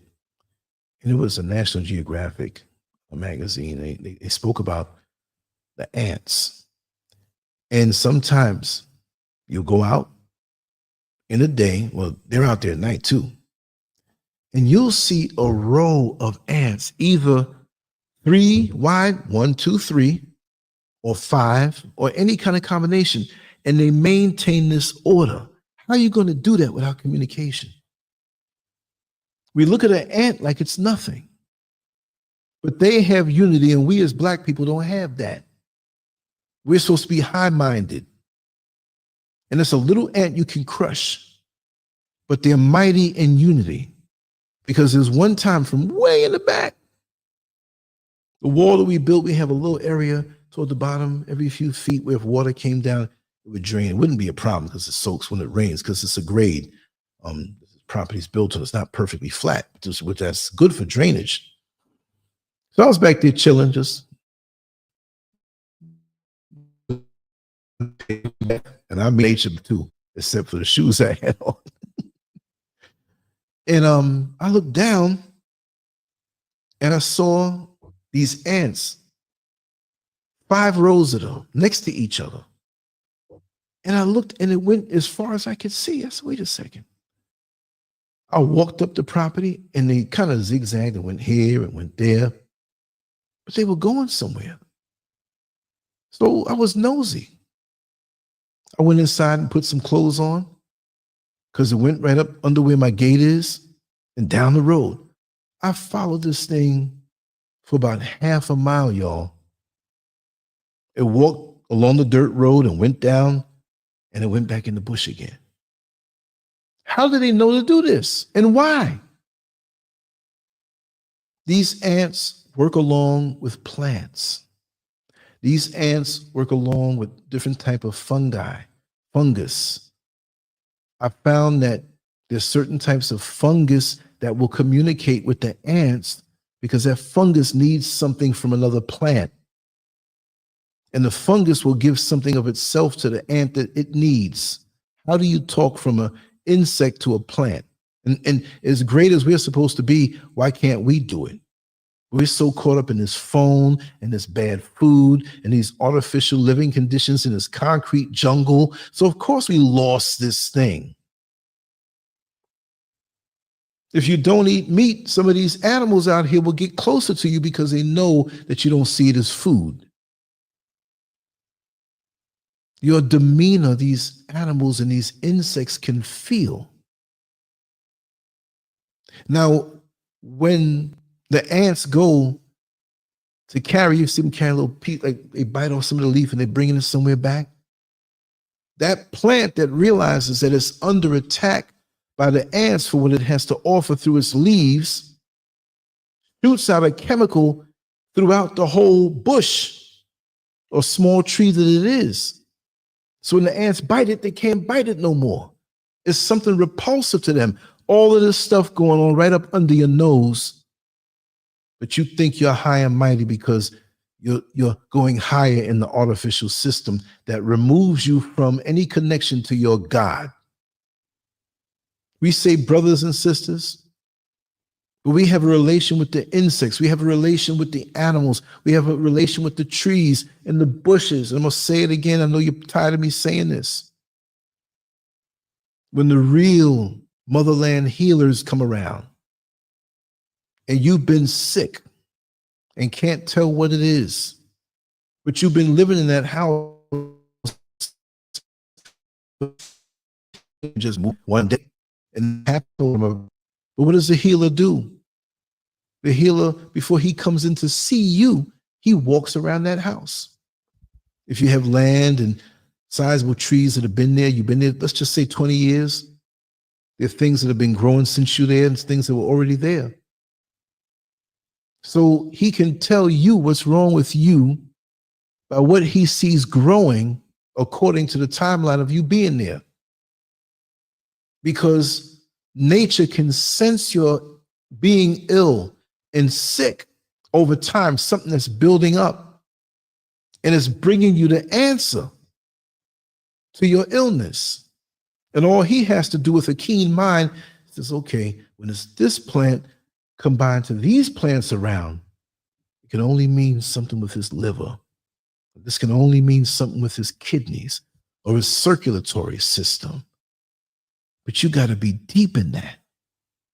And you not just take one thing, but you got to know how to combine 2 and 3 different herbs or a leaf and a root and a piece of this bark. And that's some deep spiritual science. But they want us scared of what we have naturally. Oh, that's voodoo. Oh, yeah, there's things you can do evil to people on a physical level and maybe on a spiritual level. Is it voodoo? When that white woman took that bottle of poison and slowly fed it to her husband who was unsuspecting of her affair, how she wanted to kill him off, isn't that voodoo? Except now we're using it natural and we're caught up in the Western system, so we use the things we know to poison somebody. I'm not scared of any of that stuff. I'm just not going to eat from you if I don't know you. See? So we're powerful. I know a specialist, a heart specialist.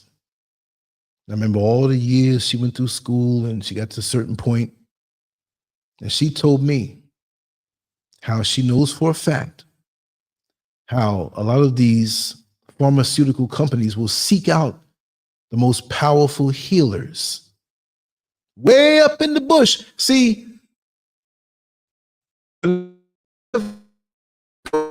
somewhere remote out here, like you have certain waterfalls, you have certain mountains and certain places that are historical. Whenever I go, I'm going to videotape it. I just haven't been doing much recently.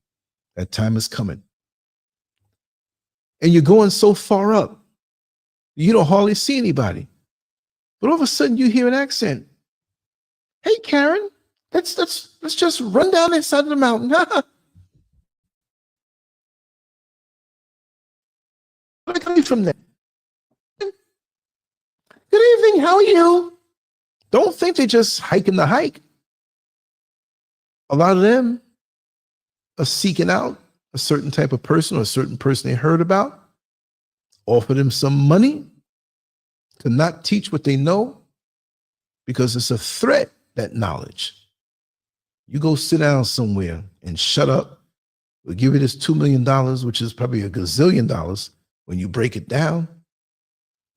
But they want your knowledge, because all this chemicals and stuff we take from Walgreens and CVS and Dwayne Reed or whatever pharmacy is around you is a derivative of the natural, the powerful thing, the thing that has life force. No, I'm itching the side of my leg. I ain't itching my butt. Those who have to inquire. Let me move on to the next point, y'all. Parental rights and the erosion of family values. One of the most alarming trends today is the erosion of parental rights. Policies that allow children to undergo life-altering decisions, such as gender transitions, without parental consent, are deeply troubling. Families should not be punished or have their children removed for holding beliefs that differ from mainstream ideologies. We must protect the sanctity of the family unit and advocate for a balance between individual freedom and parental guidance. I mean, what's the use of being a parent? I mean, that can tie into so many different things, because we know, like we were saying on one of the other shows, there's no way that you're going to have hundreds and thousands of children missing and they don't know about it. That's an attack. See, you have a cherry tree or a fruit tree in your backyard, you come back, all the fruit's gone. Somebody picked it. Somebody wants what was off of that tree. It's valuable to them. But they couldn't be straight up and say, knock on the door and say, hey, listen, can I have a couple pieces of fruit? Yeah, sure, go ahead. There's a guy that comes around to help out here in the yard with me, Mr. SCURV, and he would be there. Oh, look. Like, what, you see a snake or something? No. That bush, it's very expensive. Can I have some of the seeds? It's very good for your stomach, and it's very good for women during their period, and for men too, you know, and making babies and stuff, right? I was like, wow, you should have seen taking one little seed drop. He picked it up like it was gold. See, they don't want us to have that family unit, that communication. They don't want us to have, as parents, that power righteously to guide our children, to raise them up to be strong and just. What kind of cockamamie Frankenstein type mentality are they pushing on us that a child would want to change their sex? That's straight demonic. I don't care who don't like it. You know? Oh yes, Red Man won. Yes, we're having a good day. Yeah, under these, there's a light here, 2 ring lights, another light. That's why I'm wiping my head. But if I take off the lights, you wouldn't see me in the camera.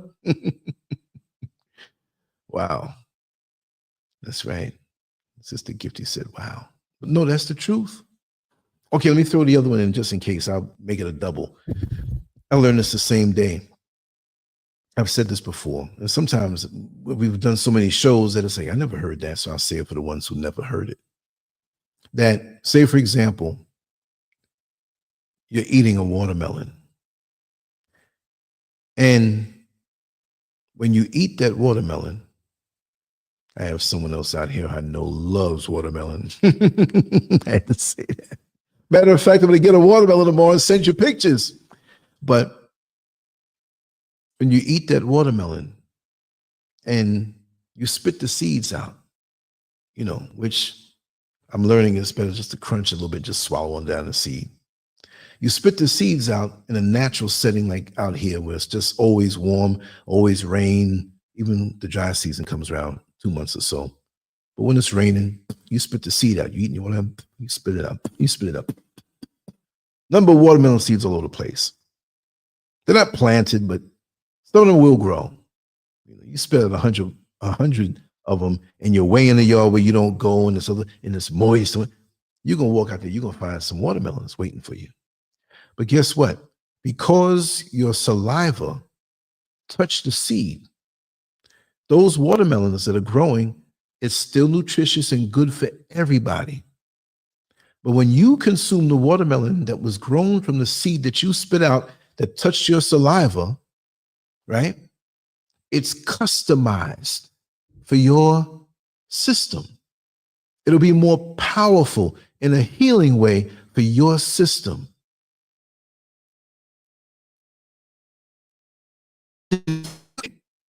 You get a certain brand, costs you a particular Lexus. The next guy gets one, you get one. You customize it to the way you want. He can still ride it and get to where he has to go, but it's customized to your liking. Nature. So what is it that we don't know? If all of man's knowledge to study and discover this, a system that's been around for so long, but in the man-made system, they're telling you that you have to allow the child to make up his or her mind as to what sex they want to be. Like you're going to a clothing store and saying, little Johnny, do you want to wear that dress? Or to your daughter and say, do you want to wear the man's clothes? In the right mind, they're not going to want to do that. Mommy, I don't want to wear no dress. But because of the stuff online, the subtle things and the overt things now, you're confusing the children. Oh, you eat your penis off and become a girl. You're so pretty looking. You know, this can happen if you really want. If somebody keeps telling you something over and over, and you have, and I'm not saying the child has a weak mind, but they don't have to be strong to resist that stuff because it shouldn't be happening. It shouldn't be happening. You take your child to the restaurant. Are you sure you don't want the pizza? No, I don't want no pizza. I just want the chicken wings. Well, this is special pizza here. And after a while, okay, I'll try it. They'll give in. Then why would you want to waste time to change a child's body? Something wrong with you, man. What is wrong with you? Sick.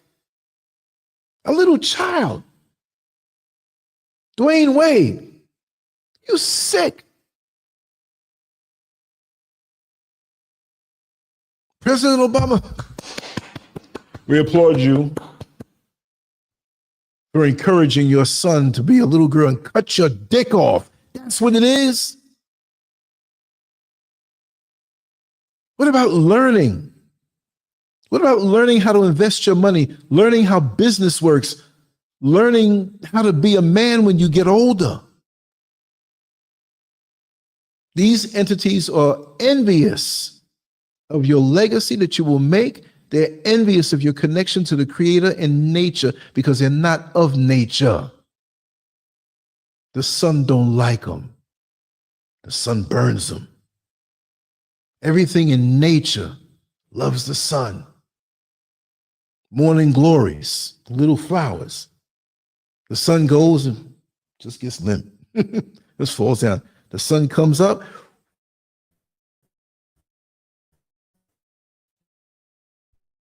Morning.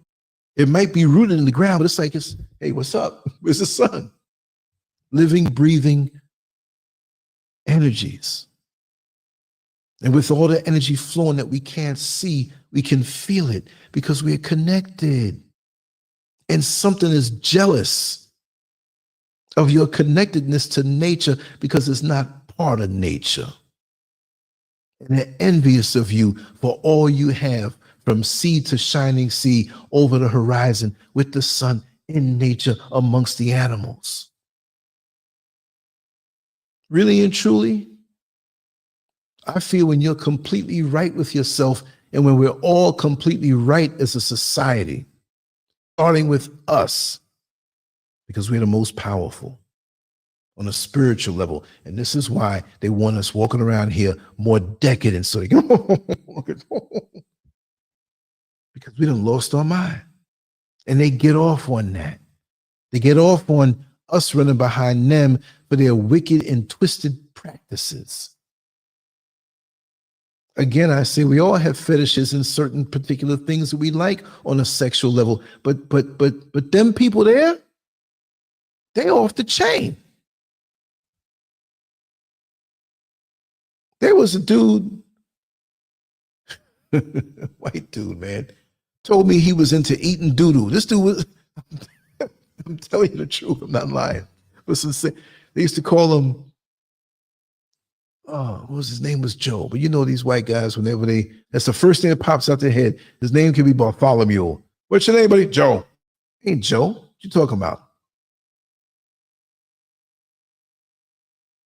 And some of these guys don't even care. There's that mosquito again. Wait, like he just jumped off my face or something. Okay, I'm gonna get you. See, the folks on the show understand. If I just jump up, it's not like something's wrong with me. You buzzing around. But this way you got to always keep close by that natural mosquito repellent. That's right. Because they love to hit me on the ankles. Right. But yeah, they're way out and out of, it's like they have to be more and more decadent.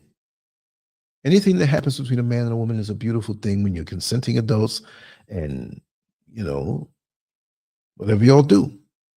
But this guy's walking around with a specific demonic. It's too weird to call it a fetish. He was drunk. We were all sitting around. We weren't with the guy, but he was near us, and you just start talking. We're talking and whatnot. This man talking, and it went off to some.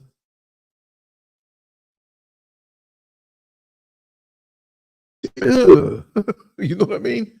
Hey, it's what gets me off. I've been like this for years. What? And so many people are not at ease with themselves with these things. And they see you living a healthy, productive, fruitful, and joyous life. They want to derail you. Like I said at the beginning of this broadcast, these people don't like to see you have any joy and to be in your natural element. They want to see you tortured because they see the potential from our Creator and what He gave us on this planet Earth as the original keepers of this planet all over. So now we have these agents out here. Oh, you're an African, you know, I'm American. I'm on this FBA, you know. Oh, so what? If you live in California and I was born in New York City, we don't have a proximity to each other. Your slang might be a little different, but go back to the root. Can't we see beyond these little terms? And black folks got the biggest identity problem. Every so many years, you're changing who you are. I'm colored. Yes, I'm colored. Yes, I'm a colored man. See the sign? Colored people only. No colored people. I'm Afro-American. Afro. Nothing wrong with that. Then you're African-American. Then you're just black. Now we're melanated, copper-colored. Negroes, negras, niggers.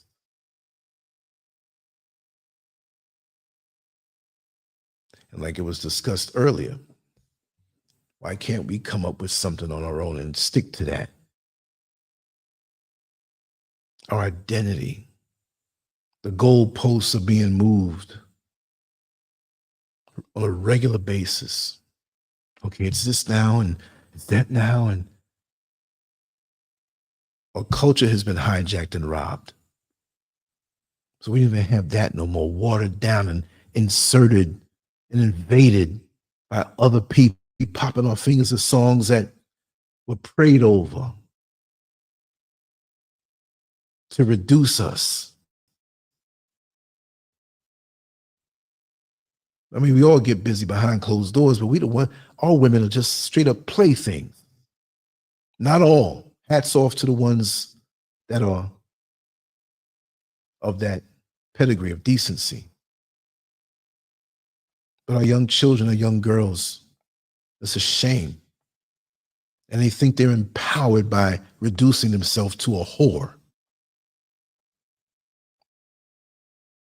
But we see shackles so much, so we'll do anything to keep those shackles on. We wear the shackles of the slave master like a friendship ring. Dedication. They love me.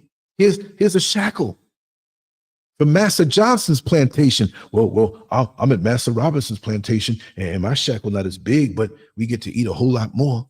We arguing over who the slave master is. He whipping us all. But then we say how good he treats us, which is conditional. This is crazy, y'all. We're mentally sick. Colonialism, the racism, the control, and we're being mind screwed. That's one of the purposes of social media. Why would you destroy certain good businesses? The Postal Service is suffering, right? You can send an email real quick. You can send a text message real quick. You don't have to take pictures and mail them out anymore. You go and take a selfie, shoot it out. Long distance relationships, really superficial, unless it's real. And so all of these years now, it's 20 years now. In a few more months, 20 years that YouTube has been in our life. 20 years or 19 years that Facebook has been in our life. Instagram. It's changed our brains and our children who grew up with it from birth. Even if it's not birth, even if they were born in 1980, they came up as teenagers, young teenagers with these things. Their brains are not normal. Just like when you watch porn, it does something to the brain. With a social media dopamine hit, it does something to the brain unless you use it responsibly. You get on, you go for what you have to go for, and you get off. If you entertain yourself, make a conscious decision to say, I am going to listen to this music, which is no problem. I am going to watch this movie. I'm going to engage in the, it just can't be thumbing away. I got people who send me very intelligent, uplifting things. We're discussing stuff. I know other people, when you go on YouTube and what's on the sidebar could be related to what you're watching and a few other things suggested. I got people that go on a video, they send that video, and they go down the list of everything else. If I want to see that, I can do that. Bring.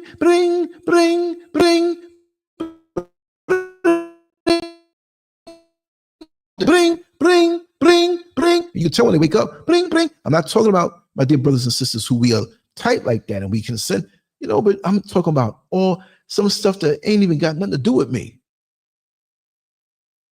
What are you sending me stuff about German dog breeders, man? What are you sending me stuff about Czechoslovakian midgets? I thought you might want to. Who elected you to be the one to just dodging? They have to just block some people sometime.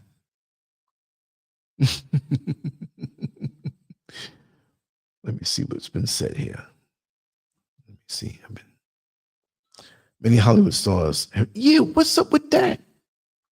Like that's a prerequisite. If you make it big and we sustain you as a star for 5 years, and you have children, they have to be trans. Oh man. Redman says, have you seen that Disney executive with 2 trans children? They are brainwashed. It's so sad. It's true. If you're not of this world, but in this world and star ascending on a spiritual level, you're a target. Yeah, they're watching. Exactly.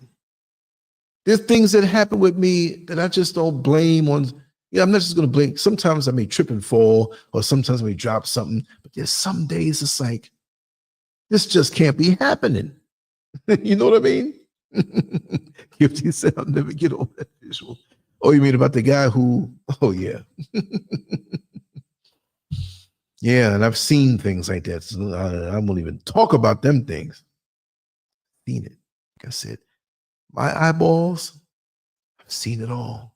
I haven't traveled the world. I don't know it all, but you pick a category or something, anything, I saw it right there. Didn't want to look too long on some of the things. And some of the things are like, you know what I mean? I was young once. Still am. even though the chronological says different, right? JJ Bay says it's best to be, yeah, undercover. Yep. Incognito to pass through this world, because just like it was said, when they can sense that energy on you, like just you can hold up a phone and have that visual thing going. You hold up an iPhone or a Droid phone, and it can look at your eyes and unlock it. What is it seeing? What is it picking up? There's something between when you look at the phone and the phone picks something up. It's got to be energy. It's right there. They're working. We have to look at each other in each other's eyes. You ever looked at someone? Not you're actually looking, you're actually seeing them. As I made the joke, the difference, I see you looking at that girl's backside. No, I wasn't looking. I saw her. You know what I mean?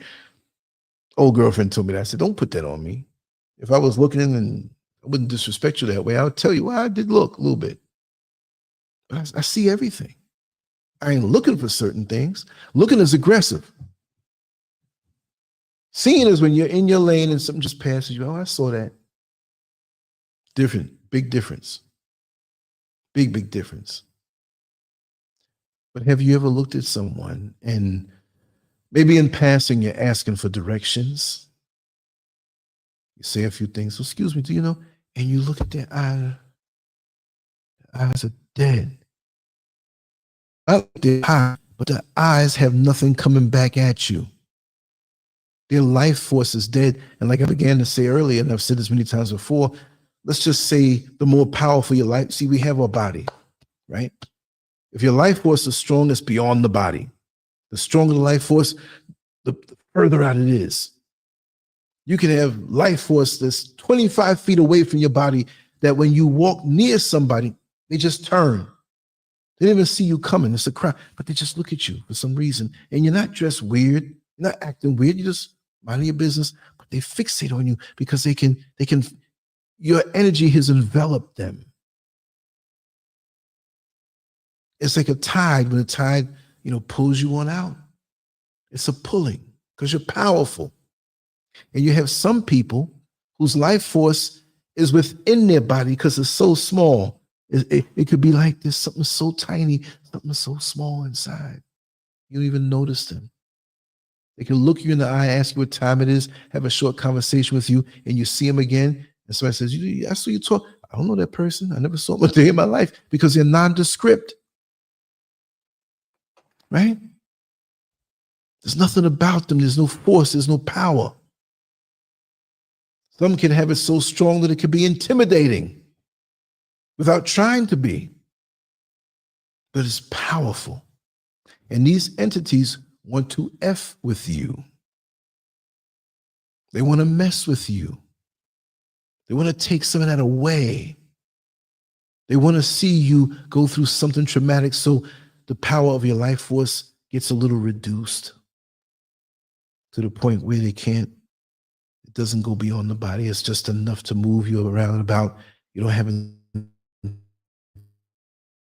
I used to work in the jail, and I had my little drawing pad, my pencils, little pens, because you're doing 30-minute checks, you're doing paperwork, the nurses are coming, it's time to be fed, you're receiving new inmates, some are going out for rec or whatever. There's always something to do, but there's always those few minutes where you can do something. And I was so happy in my own world. And there was some who worked it, because they just got just as messed up. They didn't look at it as a job, but I'm going home. You get dumped in the garbage can, you're going to come out stinking. And they got caught up in the garbage can that the jail is. I didn't let it touch me. I was always happy-go-lucky within myself, right? And there's a few who just despise that because they're wired that way, because they allowed themselves to be wired that way in the system. Sitting there looking at the newspaper about what next car they're going to get, what next furniture they're going to get. They just bought stuff 3 months ago, and now they want to change and just reach and grasping for straws. Nothing that can really pull them up. when you really get down to it, you want to get away from all of that. Not just the entities, but that way of thinking that you're never happy until you have all of this. I don't need it. Listen, I got my little studio. I can create and have fun, invite the close people over. We can do some nice shows and have nice conversations. Yo, I'm happy. I don't even need a car. I may get to the end of the year, like I said, maybe end of the year, early next year, I'll get something. I may get to that point and I don't need that. It's a beautiful thing. Not that I was ever overly materialistic. No, I was never that, really. Friends will tell you, Lance was never that way. But what little bit may have been inside of me, I get no status behind that. I'm not part of that brainwashing anymore. And yes, I do like nice things, and I'm not mad at anybody who has something nice. You see what I mean? You live, you work, you deserve to have what you want. Me, to have time to put pen and pencil to the paper and draw, listen to music. Because, you know, when I was in elementary school, we used to have book reports, and I would always draw a cover fancy. Didn't have to do it. I play my records or play the radio. Now I can play YouTube, play my music and draw or set up the shows. I've been doing this long before social media came around. I have tons of friends. I was always the life of the party. When it came time to go inside and do my work, I was on end, just drawing. When I get down on something, don't go by. And it's a joy. Reclaiming our power. The road ahead is not easy, but it is clear. To break free from these modern shackles, we must, number one, build economic independence through land and business ownership. What was I watching or listening to? Oh, Brother Neil Fraser Metamorphosis was saying how we only have like 4%, 3 or 4% of the land. This is here. Oh, I thought it was a mosquito biting my foot. 3 or 4%. And I heard elsewhere where we're no better collectively now, because there are a lot of people who have a little flash and some things, and some smart ones who did right. But collectively, from slavery, we're no different overall. We have so much money collectively, but we don't do anything with it collectively. We don't think about the future. We're all millionaires, maybe not in this generation. What you do now, if you have children, will set your children up to be millionaires. You could be old and 80 and 90 years old or something. I got this set up and you got this because of what I did. Think about your bloodline. We don't think we're going to be alive past another 5 or 10 years, many of us. And it's sad when you have youngsters who think this way. What's the long-term goal? Everything you do should favor the long term. When I was bodybuilding as a teenager in the early 20s, anything I did had to do something positive for my physique, because I was into the competitions. So I wasn't going to eat something that was bad. I wasn't going to stay up too late and mess up my energy for my training the next day, because every day was a building block to getting better. Many things I did that added up to the package and the visual that I would present on stage. But you have to have the long term for that. You can't be easily distracted. Tax return day is not a day because we all receive it at different days, but it should be a holiday for most of us, Black people. Yeah, I got my tax return, man. It might even be $2,500. You feel like you got 2.5 million.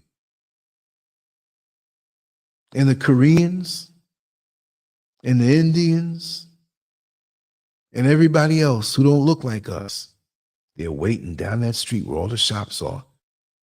We love tax return time because here go a Negro, come to spend money and feel big off of cheap stuff, and then they go home broke.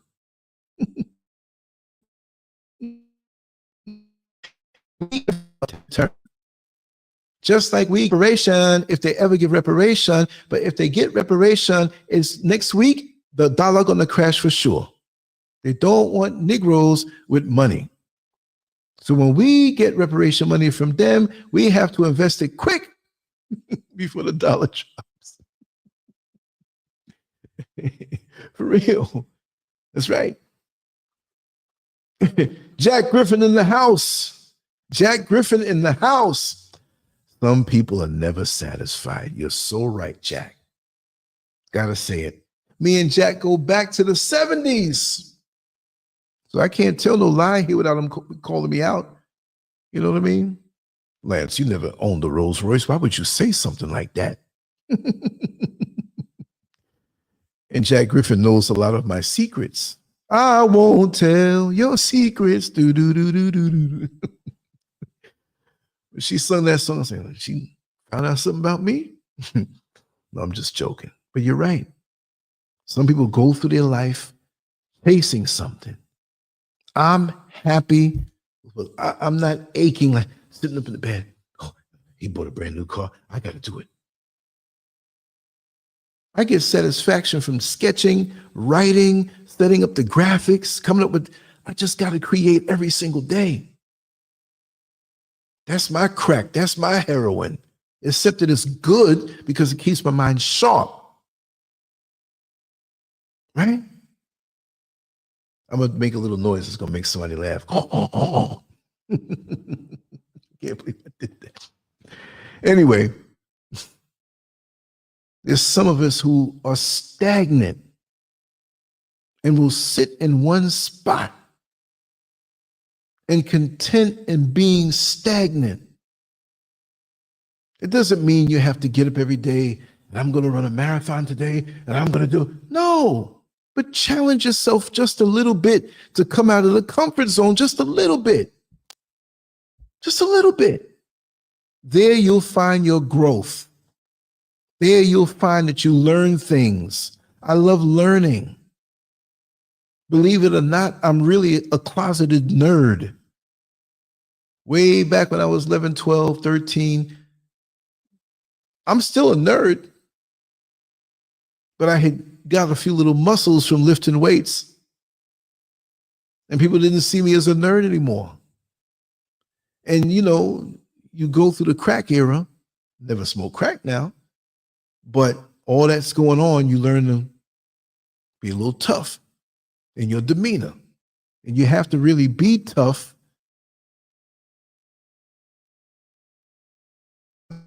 when something comes in. And that's in your mentality.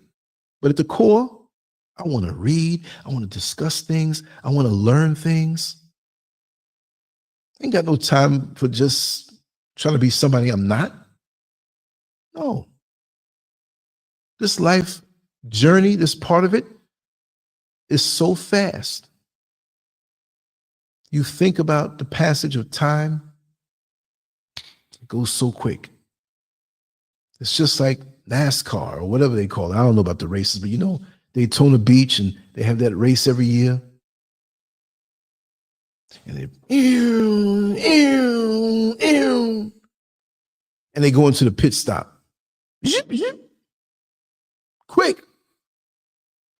Well, on an eternal level, we're progressing through our journey, and this might be a little pit stop. We don't know. This is a quick little pit stop to learn our lessons. We can't take nothing with us. I don't know if we can take the memories we made. I don't know about that. Maybe we might know through energy our loved ones. I don't know how it works because we're limited to these dimensions. We're limited to these 3 dimensions, which there are more. I believe before the point of transition, some of us can figure out, like that student who is in the 3rd grade about to graduate to the 4th grade, but he's been looking at his older brother's 5th grade books and has an understanding beyond the grade he's about to go in. Right? So I believe there are people who are intuitive in the spirit, but they may not be able to make it all out. Because I know I have my moments, and we all have our moments. We all have that. We should all be picking up on what's next before we get there. You know, you drive down from New York City to Atlantic City, you start seeing the casinos, like, yo, it's all lit up. Look at that. We know we're right getting there. We'll be there in a few minutes. But you can feel things and feel energies if you're cleansed. I'm not talking any guru talk. I'm not trying to act like he's hot. He's ascended so high. No. I bang my knee on the coffee table.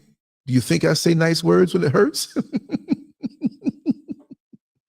I'm human. You flip the bird at me, might flip it back at you. You might catch me like that. Other times I'm oblivious. See, I got to charge this thing up, but this thing is not connected right. That's where you hear that noise. Do-do, do-do. See, I got to hang touch. I'm just saying this. Inside joke, y'all. Inside joke. I can't do the voice. We never know. And when I said that joke, you were hearing it all these years. I'll just say it that way because I got to say it careful. But you didn't realize it. So when I said it, it hit you. Almost slipped. That's funny. But like I said, too, I'm so blessed to have the friendship and brotherhood of Jack Griffin all these decades and others that we know in common. A lot of people would have that and not know the gift that they have. You see, to be able to go back far before you got to the point that you were in and the ups and the downs, but we're still connected and want to be connected. Because I tell you, to be connected to me through all my conundrums, I done been through some sugar honey iced tea. I done did some things. You know that, Jack. That's why I love you so much, because you never turn your back on me. You know, I ain't perfect yet. Yeah. That's unconditional. You don't get that these days. Everything these days between people, it seems like they evaluate you. Well, what can I get from this person? What happened to just liking the person and you're connected and you just want to be around them as sharing the talk, you're learning stuff together, you share stuff, you have old jokes that you're not living the past all the way, but you can refer back to that. You have a lineage and a connection. But now we're encouraged to not have that. It's really demonic, you know? I'm looking at After the show, I'm going to send you a voicemail and say it that exact way with all the sound effects. See, that's what makes life sweet. I said, number one, I got to go to number two. Advocate for policies that prioritize Black Americans, particularly in housing, education, and criminal justice reform.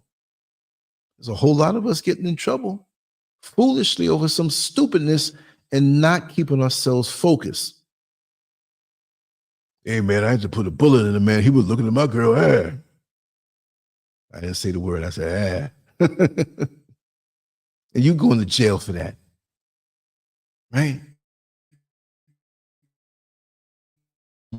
Laying in the bed and even know it.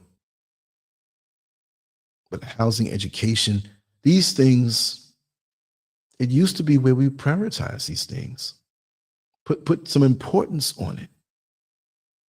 I ain't gonna lie, I goofed off some years, but I was never dumb. I was just misled and caught up. Jack Griffin will tell you. But when I turned things around, I said, whoa, I gotta get straight. I'm tired of going through these things with these wayward relationships and different things. And then I heard the Rocky music. Dun, dun, dun, dun, dun, dun, dun, dun, dun. And the underdog came back. But not all of us have that opportunity or that presence of mind to turn things around. and create the reality that you're destined for. And most of us are told that or made to believe, just like convincing a child that he's the wrong sex and ushering him into a place where you'll accommodate his wishes. And make this a law, make this, it's weird. This is bizarro world, y'all. I'm gonna say it again. I'm gonna say it again. Let's just pick a year. Let's just pick a year. Let's just say 1976, when I was 13 years old, playing handball in Smoky Park. Had this old curling ball, and I started lifting weights, not in any orderly way, you know. Have little girlfriends, you meet somewhere and you kiss. Nothing heavy. And you're taught certain things in school. You have friends in your school that you feel you're going to know forever. And so slowly but surely, you're in a different world. And you say, okay, I know that can kind of happen, but when I get to be an adult, or when I retire, when I, when you're 13 or 14, you want all the amenities of a grown person. Like, oh, I want to be driving. I wish I had a place. And lots of times it's not the blast you thought it would be when you finally get these things. And you have the freedoms now of being an adult, which I totally utilize to the utmost. But time moves on fast. And I have no problem with that, because this is just the way it is. I embrace it. I accept it. We all have to go through certain stages. And I'm glad and I'm very happy that God has who should have a clean bloodstream, not from drugs, the hanky panky. No way on my own. Why was I preserved?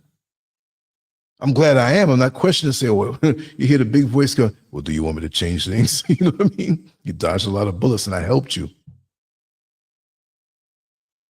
So take off all them shackles of being superficial and just be real. It's easy to be real. I don't have to hold up a mask for this one and a mask for that one. I may not say some old war stories with this particular friend, and I wouldn't glorify it with maybe another friend. Maybe I would, but get a little chuckle from back in the day. But like I said, my homegoing ceremony will be one big party of telling Lance stories. Did Lance tell you the story about the time? No, he didn't tell me. Oh my God, that sounds just like him, whatever. I want joy in that.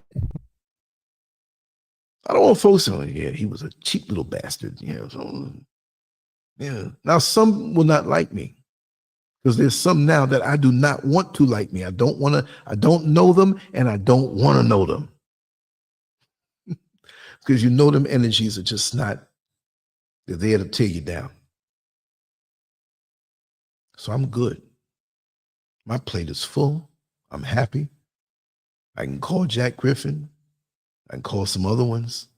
We can reminisce. We can talk. And they will be there, just like I will be there, no matter what. Unconditional. How many people? And some of us have larger social circles. Some have huge social circles. At one time, I had a huge social circle of people who really weren't sincere. Look how many Facebook friends most of us have. And we don't even know them. I'll take myself out of that because I've been on social media. I do this, right? Put my number out there. Oh, yeah, that's LANCESCURV. I like him. I'm gonna like his page. I'm gonna follow him. But many don't know me. You don't have to know me. I'm just saying this to give you the thought that those who think it means something don't mean nothing. Out of all the people, now see, there's some people that I know that keep a tight Facebook friend page, right? Just family. It's for this, it's for that. Some keep it private. That's cool. But if you get off into these numbers, and I have there was a dude who was getting this, he was into social media. I won't say his name. He's not famous, but there are people who know him. There's probably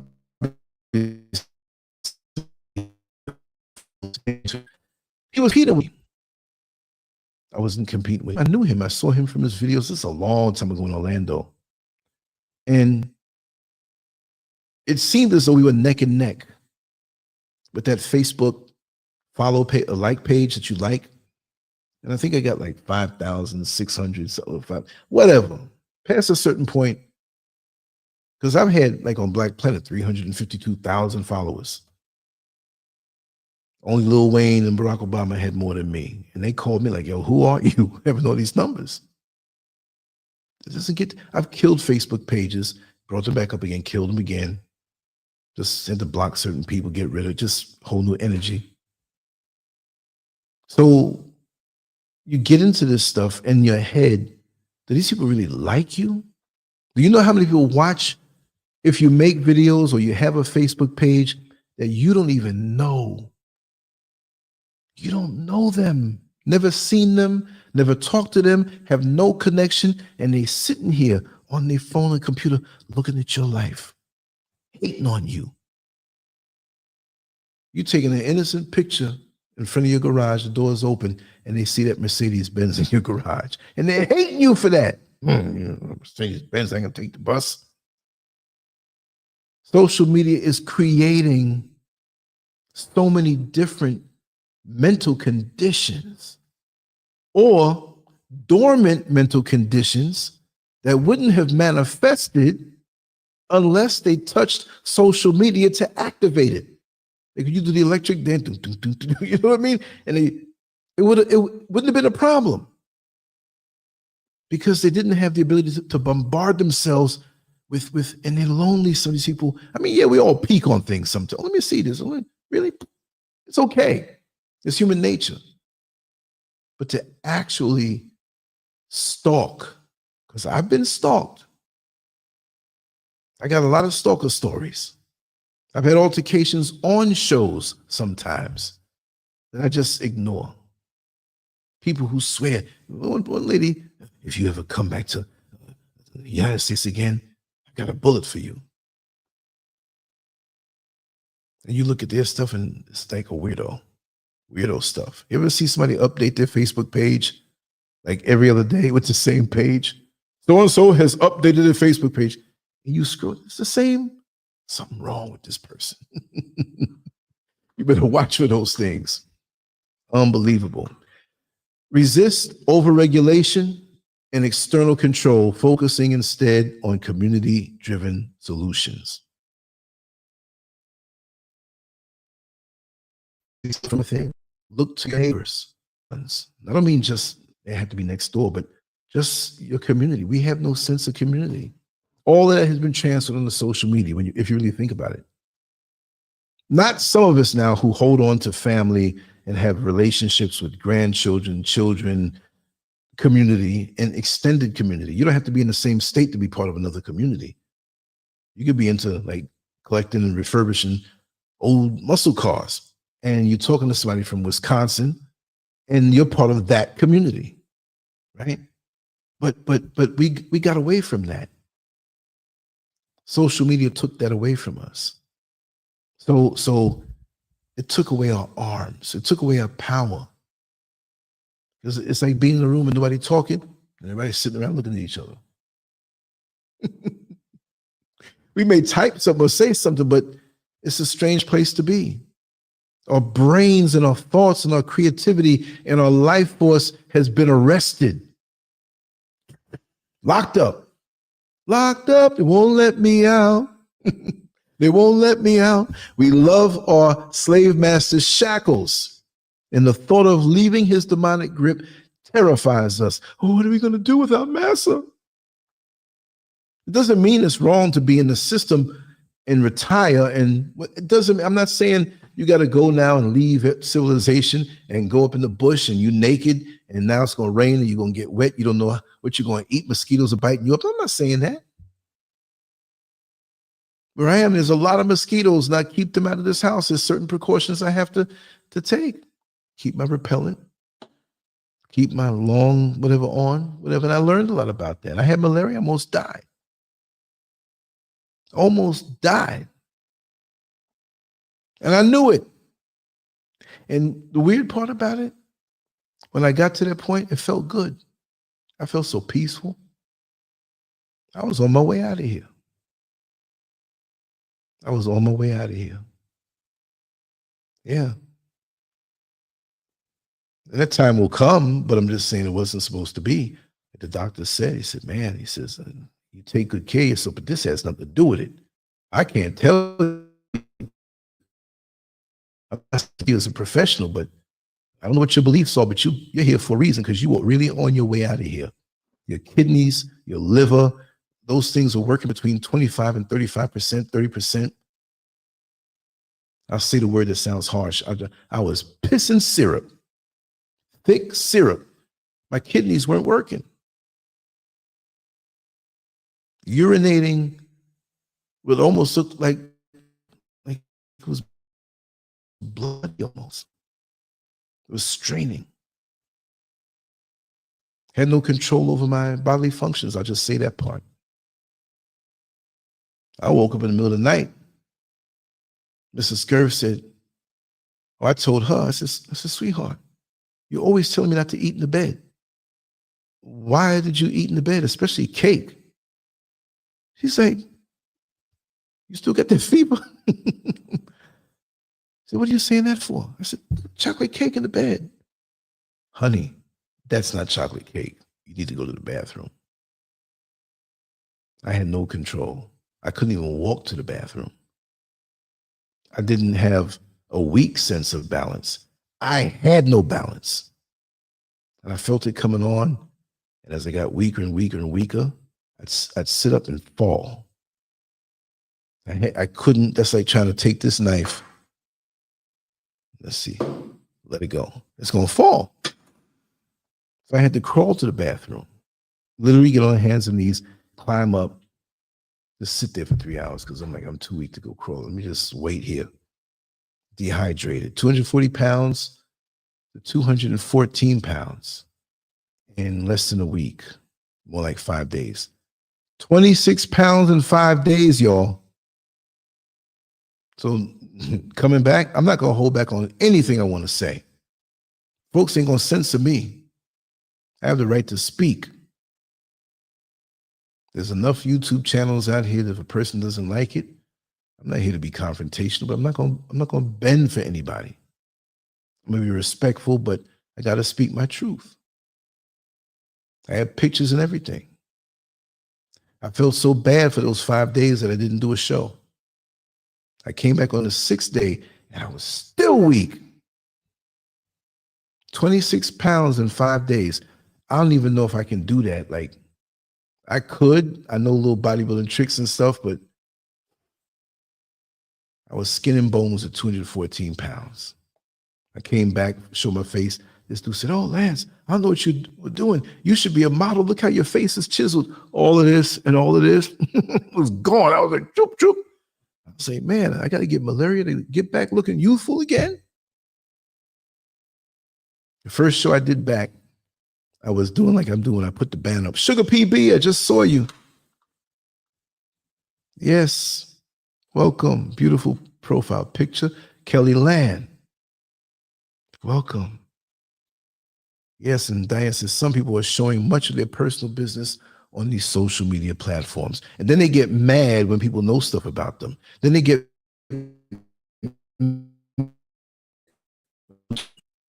for some attention.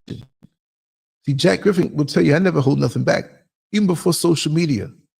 You know, when the fellas get around and so what did you do? Just what I did. You know, you're 15, 16 years old, you talk. I've always been that way in my inner circle. This is the way I always am. A little crazy, but, you know, yes, much respect, Sugar PB. And me and you go way back. You and me, girl, go a long way back. Yeah. What happened to music like that, y'all? What happened to that kind of music? Like I was saying, my first show back, I couldn't even sit up in the chair on that 6th day. I put 2 pillows on the floor, rolled out a big, thick comforter, had a microphone up top, I did sit there and say, welcome to the LANCESCURV show, whatever. I put the banner up and I went and laid down. I had a speaker down, a microphone down there. I was talking in. and I had a laptop on the floor that I was controlling. I had a desktop and a laptop on the floor. I got through it. Oh man, I was all messed up. All messed up.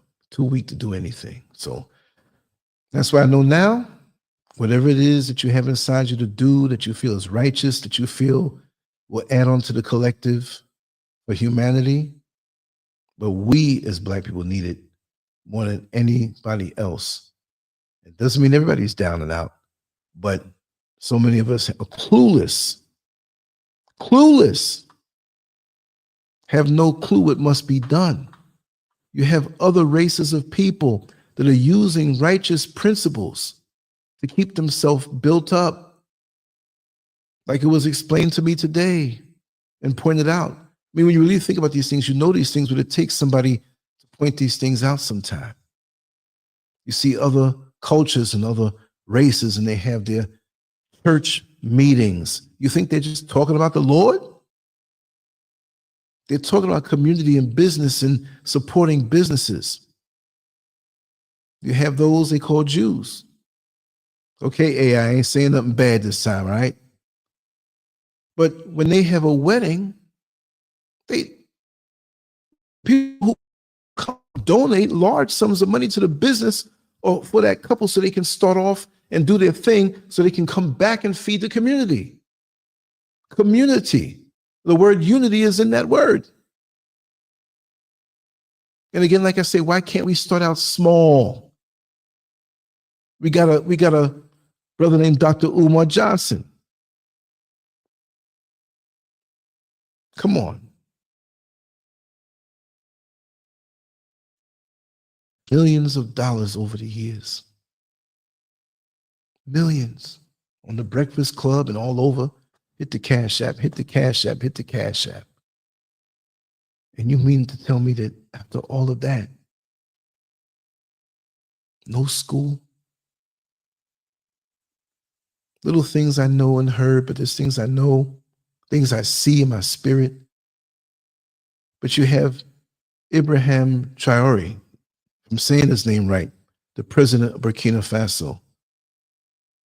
And I have a thing I'm going to talk about. It's going to be tomorrow. I was going to do 2 tonight, but this is a long one. I told you it's going to be a little longer too, right?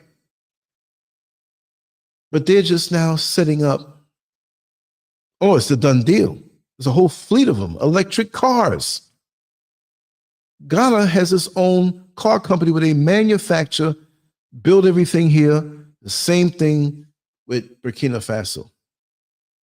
Now, you know when a vehicle comes out, it may not be at its pristine level. Remember the Hyundai Excel when it first came out? I know somebody who bought one brand new and the whole dashboard fell off in their lap. But you can't touch Hyundai right now. They proved themselves over time. Remember back in 89, I believe it was, when Audi had the brake problem, right? The brakes didn't work, or maybe it accelerated. It was something that would cause an accident. I think it just accelerated out of nowhere. I know there's somebody here who might remember that. But the car is going to cost $7,500. GPS, traction control, anti-lock braking system, Bluetooth, all this and all that. How do you fit all of that in there? Oh, here's the catch. It charges up in 30 minutes. You can get 333 miles out of it. I'm gonna do a short recorded thing tomorrow. Maybe I'll go live and read off some facts when I wake up. Whenever I wake up, because I wake up late. What time is it now? It's 1 o'clock. It's okay. I've been sleeping deep these days. I've been waking up hearing the Rocky theme. Dun, dun, dun, dun, dun. I haven't been breaking raw eggs in a cup, but you know, I've been having some deep coma-like REM sleeps, man. I'm gone, traveling somewhere. Coming back so rejuvenated. But yeah, but you won't hear about this on the Western media. They don't want to big up a president that's only 35 years old, changing around the country, got rid of France, kicked them out, changed all the street signs and the names back to African names. doing things for his people, having vision.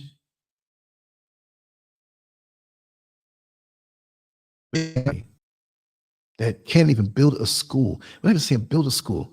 The structure's already there. Get in it. How can I and Mr. Scurv with our little middle class money sell a property and come out here and build this big old place? Structure's done. We're just putting icing on the cake. In a shorter time, with not that kind of big help. Come on, man.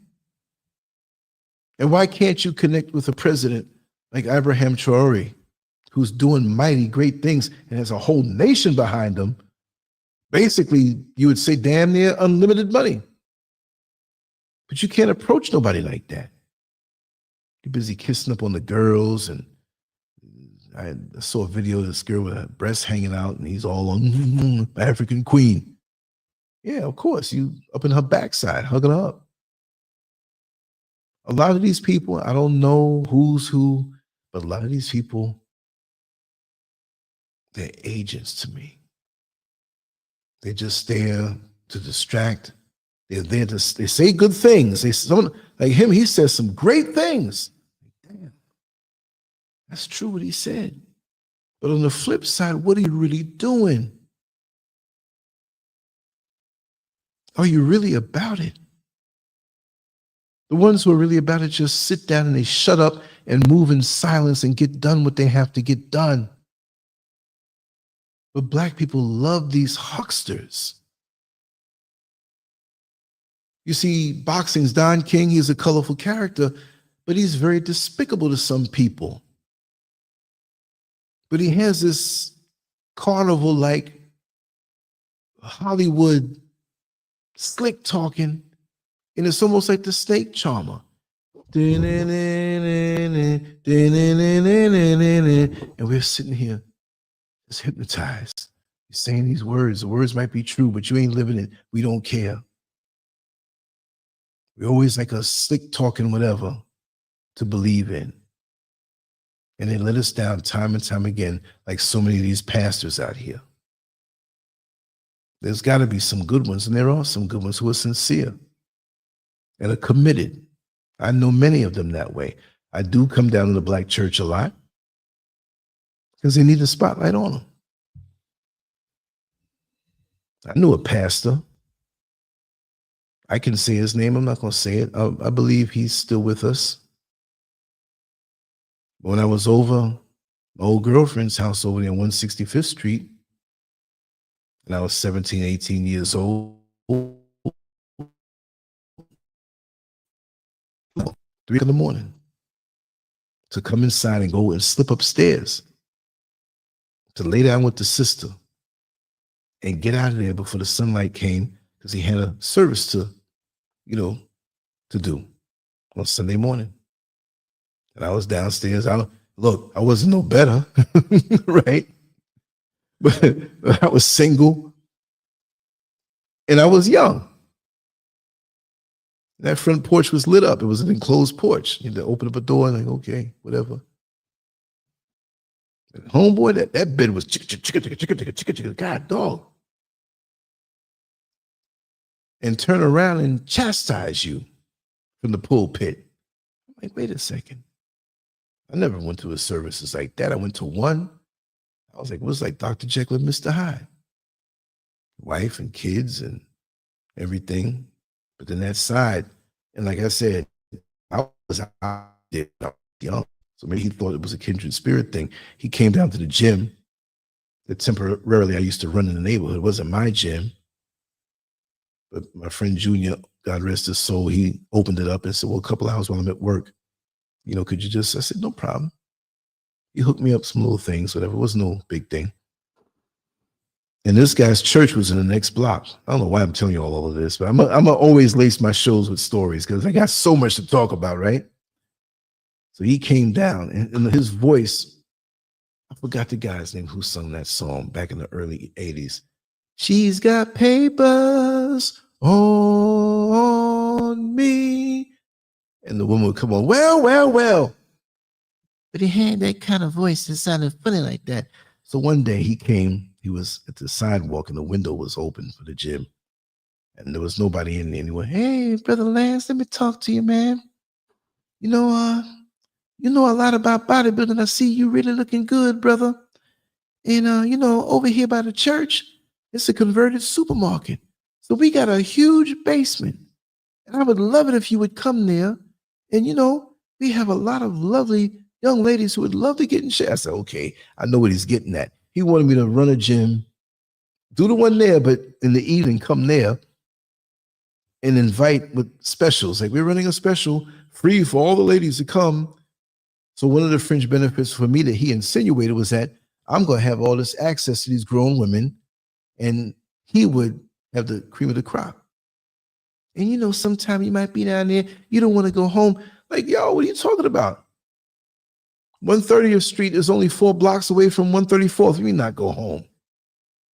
So we're going to have some private rooms that pastor, y'all, with his name on,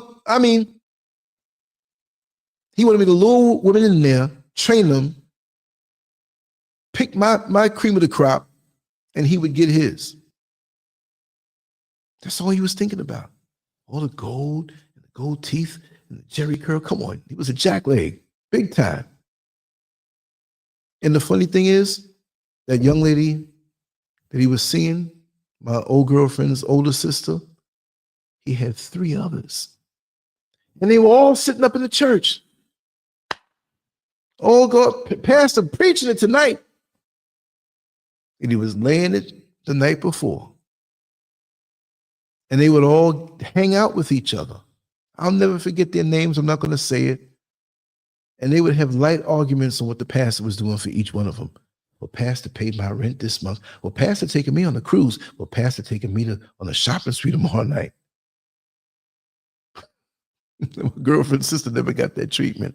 "Hey, well, pastor, he took me to get some pizza." I was like, "Oh, I feel bad for you." And there's some people who don't believe they have these entities like that. So I've been through so much deception and seen so much. It's like, but I have an instinct and I still get fooled. These demons out here will still, yeah. See, I knew you'd know that, Jack Griffin. Richard Dimples Fields. Yeah. And he was singing in the beginning, but it was like he was narrating a bit. I got to find that song. I'm going to play it tonight. Yeah, his voice was just like him. Skinny, like the gold caps, and a lot of gold, just wet jerry curls. And he just looked dried up.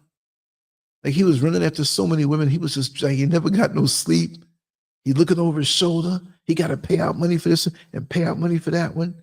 Take this one out and keep up. And who knows, maybe he had a 5th and a 6th one. Well, he was daggone trying because he's telling me about opening up this big gym. You tell me the equipment to put. I said, listen, some of this stuff is expensive. I got access to money. Yeah, tithes. Yep. And Oscar Cruz said, how about creating an Afrocentric crypto, call it a black coin? They'll try their best to smash it, but I won't be negative. Because we can do stuff. Why can't, like it was spoken to me earlier in the conversation, why can't we reconstruct Black Wall Street? And see people, well, why does it have to be black? Why does it have to be this? Well, look at the condition we're in. All of us globally or just in America gave up $1 to a collective fund. That's transparent. You all have access to see what's in there, not to go in there and take it and let it build to a certain point. We don't need no huckster telling us, hit the cash app. We're going to build this school. We'll take care of ourselves. We pay taxes. Where does it go? Yes, the roads and the schools and the garbage pickup. I understand that. And to help people who need, not the illegal aliens, to get them out of there. How are they going to come and jump past us? We've been in the country. I mean, I'm physically out of it, but I'm still an American with Ghanaian citizenship. But I'm still, my concern is him. I don't have dreams about Ghana. I'm in Ghana. When I have dreams, I'm on 134th Street, or I'm on Murdoch, or I'm on Liberty Avenue, or that's my route. I'm not going to get new on you and come with some ox. I mean, I got all that stuff here in this African stuff. Yeah, I have stuff like that, but I'm still the same guy. I just happen to be here. I love myself. I don't have to change myself externally. It's in my heart. I made the move. I came here. That's a revolutionary act. I don't have to amp it up. Now that I'm here, what am I going to do? Sit here and just, oh, I moved from America to... Some people do that. So what? What am I going to do to advance myself and others around me, to leave something better? What can I do? And we were speaking about that earlier. Me and my dear sister. And I was excited about the idea. And I know I'm spinning at the wheels now because there's so much I want to do. I'm free. I want to do this. I want to do that. I want to do 50 shows a day. Can't do that. But it's in my heart to do so. And to be at this point, to have so much enthusiasm is a wonderful thing. Because there's some people who just, back in 1979, I remember I broke up with this girl. I wish I would have, He was a kid back then. She was a kid back then. This is 2025, man. What are you doing today with your life? How are you challenging yourself? How are you making yourself better? That's like driving and you're looking in the rear view mirror like, oh man, that was a pretty road back there. It's just a matter of time before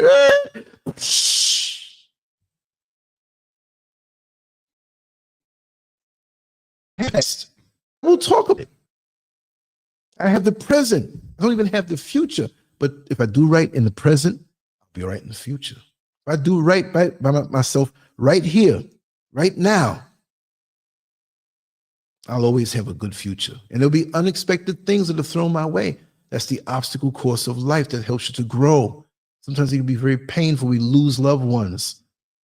We get sick sometime, or we lose things. Your house burns down, whatever it may be. You have the present, like me right now with all of you here. I'm so happy to be here with all of you. Diane said, Oscar Cruz, that's a great idea. It is. And we can do so much collectively, but we don't have any unity. That's the problem. Any plan will not work unless we're unified. Simple as can be. You think all them Chinese are unified in what they like and who they are? When it come time to get down, they got them out here. They got them out here. I saw this van, old beat up van. The tires were straining and almost flat, leaning back. The van, it was almost like on the back wheel. Windows are dirty, and I see all these Chinese faces pushed up against the glass. They were going somewhere to do some work because they had some tools like machetes and all kind of picks. And I said, they're going to go do some farming type stuff. They're here on that mission. You think they have some luxury condo that each one is living in? They probably got like one of the little daycare mats that they sleep on, but they're going to get up and put a hard day's work for the collective. Very selfless. Maybe they're under a threat. I'm going to kill you if they. I don't think so. We don't have that mentality. As soon as we get a little something in our pocket, we want to buy this and show out and my shoes, it costs this amount of money, and my name brand this. And if you want it, fine. I'm not against that. If you don't want to get down collectively, I'm not against that. At least we know who you are and not to waste our time with you. But we just now are forced to looking after our loved ones and not thinking like the collective. Look at Malcolm X gave his life. Martin Luther King Jr. gave his life. Marcus Garvey dedicated their life for something, not to be anti anything, but look at what's coming at us. So we got to boost ourselves up. We're a nation within a nation. We're almost like a homeless nation in the world. We have Alkebulan, aka Africa, but do we really have it? And you have leaders here who are selling us out. Not Ibrahim Traore, Burkina Faso. Man, I want to go up there and check it out. I forgot how many hours it is to drive up there. You fly up there, whatever, but I'd love to take the drive. If I do, I'd love to interview him one day. That'd be cool. Because every year, it's like something happens in a good way. I'll put that out to the universe. Just 5 minutes, because I know he's busy. And they have to vet me, too. Check his bags. Make sure he doesn't have any weapons. You can't get the interview. Why do you have this knife in your bag? I forgot to take it out. Take it. But we in America get duped by these clowns who are hustling us. It's pathetic that we can't tell what's real and not real and have back our unity. I'm going to wrap this down soon. I did not know I was going to be talking for 2 hours and 46 minutes. There's another couple of points I want to look at. Protect the rights of parents and strengthen family bonds. That goes without saying, y'all. We talked about that already. Why do you think there's such an attack on our family? And yes, it's not just Black families. I understand that, but we're getting the worst end of it. It's almost like a crime for you to be a parent over your child. It's almost a crime for the child to say, I got to talk to my mother and father about this, or whoever else is raising you. If it's not the biological parents, whoever is in the position of that. The family structure overall, and all races will agree with this, is being attacked, but we're at the epicenter of it. You can't build a strong community unless you have strong families. The world is sweet when you have families. I know we always had situations or situationships coming up through the years, but why is it the 30s, the 40s, the 50s, most families, Black families, the parents were married? The majority. Look at us now. Those numbers went down. Yeah. Why so fast for us? Feminism came in and, those white ladies encouraged a couple of the sisters to join on. We don't need a man. Welfare, can't have a man in the house. To the point now, I don't need no man. He's just a dildo to you with a body. The one you have come in 2 o'clock in the morning to service you and get out before daybreak. I know I've been. So I was part of the problem too. But we don't know sometimes. We in pain and we seeking pleasure. But you feel something's not right about this world. The man-made system. God's world is, mwah. I'm closer to it out here. I'm actually having a party in my studio. There's nobody here in the studio, but y'all are here and I'm talking to y'all. It's a spirit. It's a vibration thing. And I love it. But I don't want to be around these other entities that they're just trying to run after you like the football team, trying to stop you from making a touchdown. I'm trying to make as many touchdowns as I possibly can. It's so amazing to wake up and have a goal and say, I want to do this, and you work toward it and you see it happening. Whether you're building a house, you're building your body, you're adding on to the knowledge base of your mind.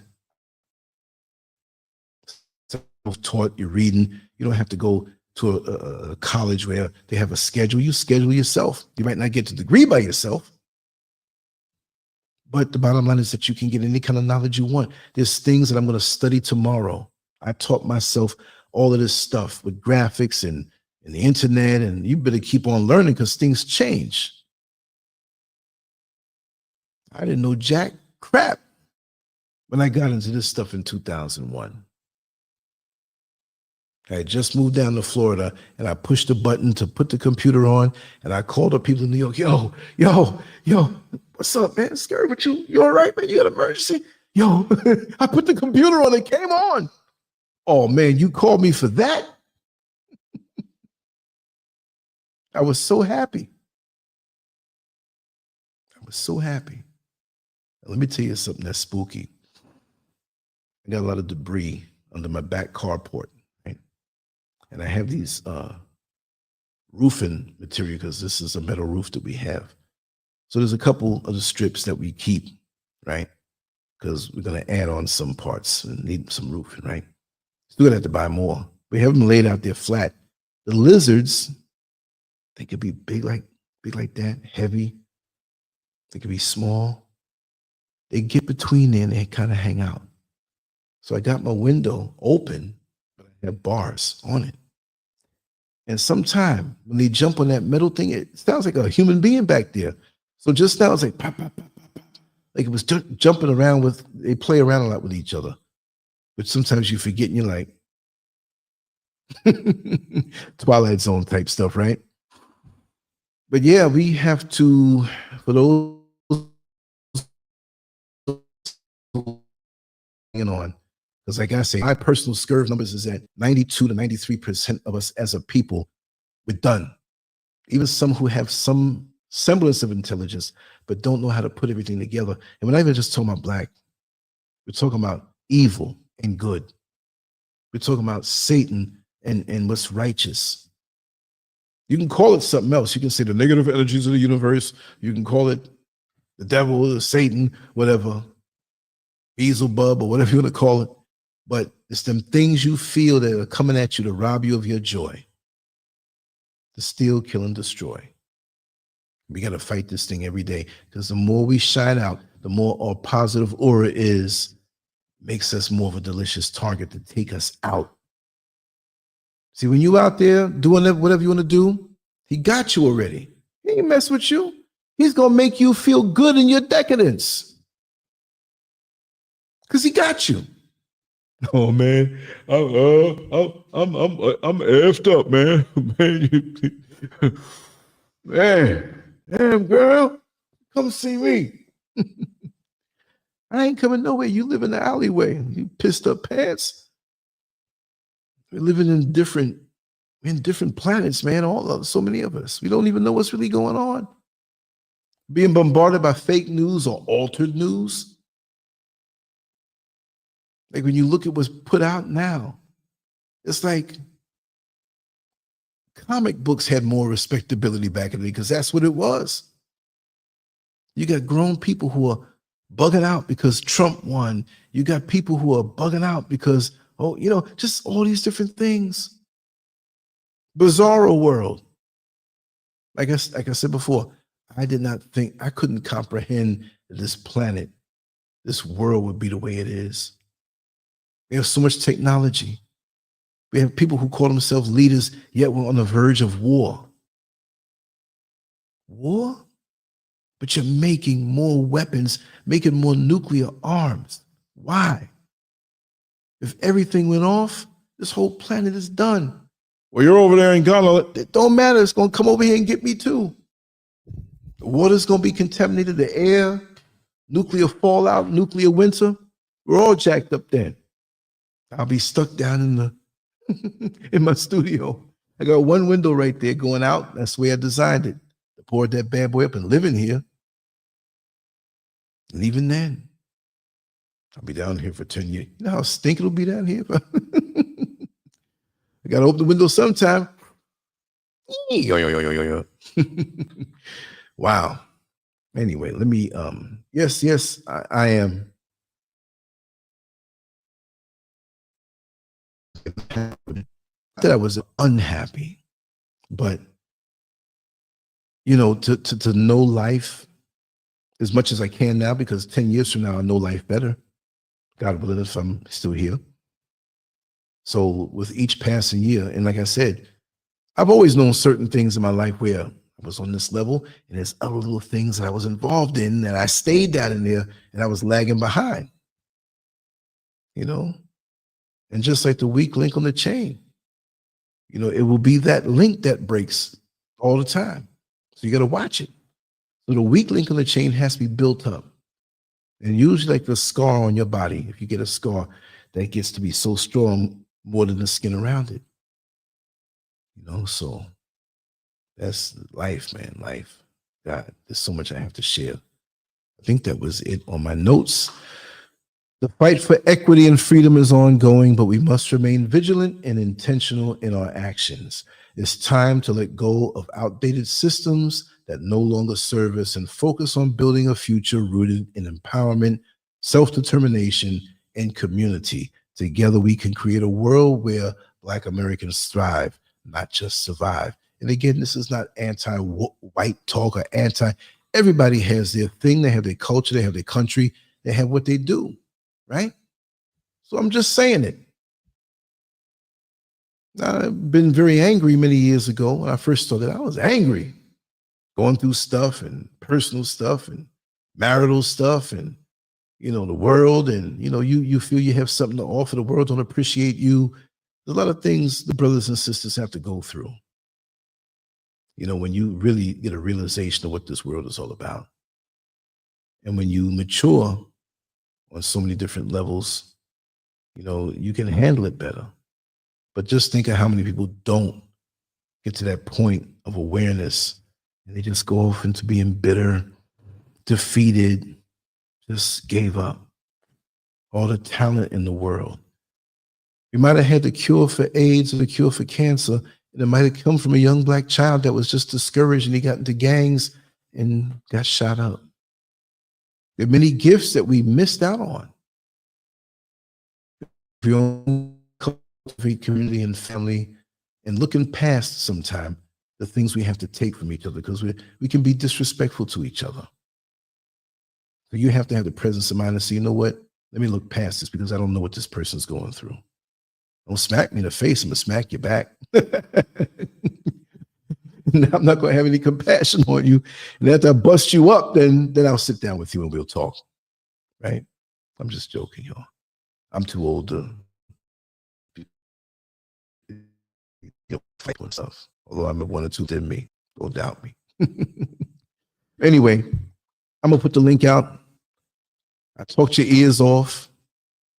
I might do my show like extra late tomorrow because I do have to leave out and do some things, come in and do some things, but I'll freestyle it. But we'll have a basic conversation and I'll go off the road over the double yellow line and come back.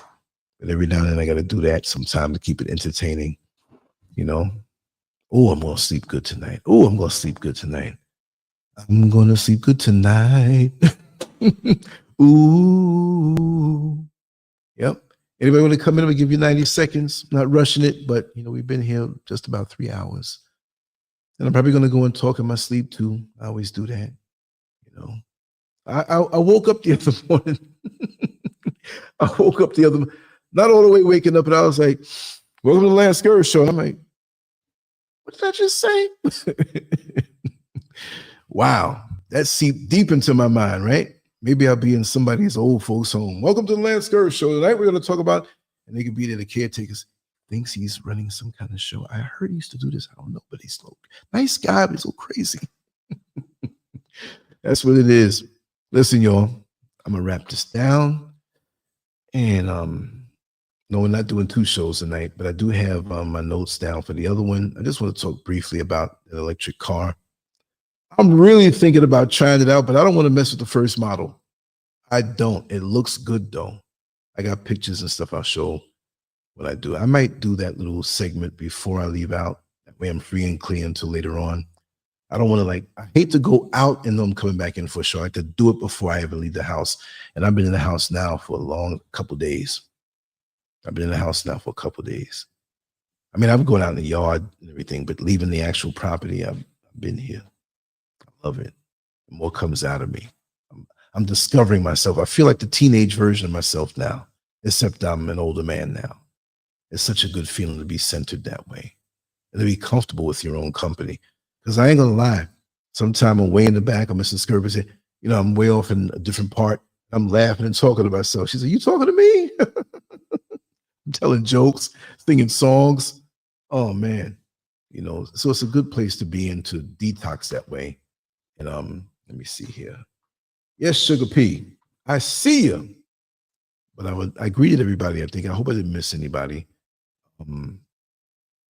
If I did, my apologies, but I think I got everybody. I like to always acknowledge everybody when they come in. Again, Let me see. I'm looking at it backward right here, right here. Substack, y'all. Substack.com LANCESCURV. I still got the site, still keeping the site, but if you put your every put on Substack will go there, and Substack is like so independent.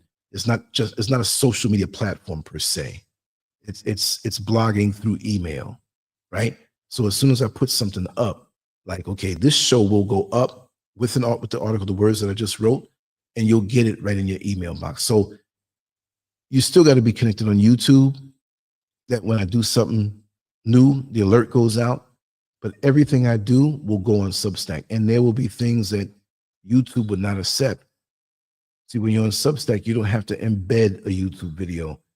It has its own server where it takes the video file, and that's pretty cool because I have that video up there, right? So now this particular show I did tonight live, after a couple hours, they'll let me download it. I'm gonna upload it to there, and you'll get it in your inbox, meaning that you're not going to miss anything that I do if I put it on Substack. So if you go there, it protects me, that I can have my email list independent, because it gets expensive when you have so many people subscribe to you. It's free for me to put out stuff every day, or every time I go put stuff out.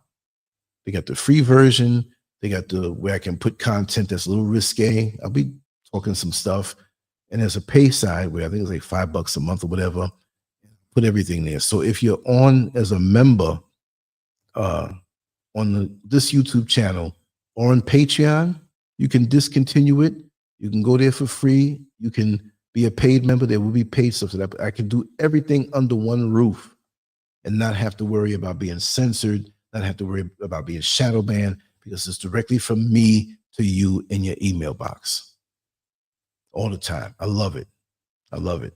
This outdoes my website. So I might have to take my domain name and point it over to Substack, because it outdoes it. And everything there for me from my side, I can focus on writing. I can focus on doing the videos and sharing stuff and doing some more stuff. Tomorrow when I go out, I'm gonna take my little camera and talk and show you some street stuff, just to have it, just B-roll. Not gonna waste time, but I'm gonna take y'all around, not just shows and sitting up in front of the thing with the microphone, whatever, but make you see some things. So now I have more time. This work is getting done. I'm very happy to do that. But yeah, the bed is calling me. I'm telling you, as soon as I hit the pillow, I'm gonna be out. I'll be dreaming and zooming, thinking of topics to talk about. Anyway, much love to you all. I'm gonna split out of here right now, and we will see tomorrow. I don't know what time I'm going to do a show tomorrow now. Listen, I don't know, right? But it is what it is. So let's just rock a little music and hit the sack. I enjoyed tonight. I love you all, and thank you so much. Like, share, and subscribe. Make sure to go to substack.com/LANCESCURV. Just put your email address. It's not going to make you pay nothing or nothing like that. It's the final frontier for me, because that's a phenomenal platform. And my voice is going, y'all. So let me skedaddle out of here, right? Much love to you all. Peace.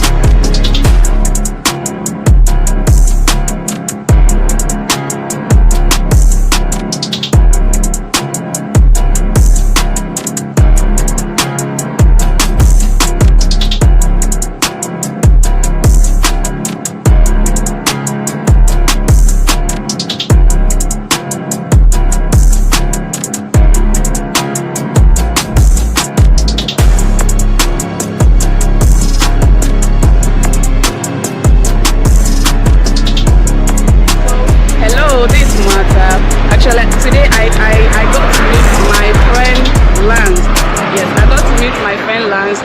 This is my first time meeting him in person, and he's a very kind man, seriously. I do talk with him on phone, on WhatsApp, but I've never got to meet him. But today, he's just extraordinary. He's very, anything you want to know about life, anything you want to know about just human, anything you want to know about life, please. YouTube, Telegram, Instagram, Twitter, all the social media channels, you got to find him there. He's very inspiring. He's very positive. If you want anything positive about life, please subscribe to LANCESCURV. And then every day you got to see different videos, different talks, different topics about life. See you.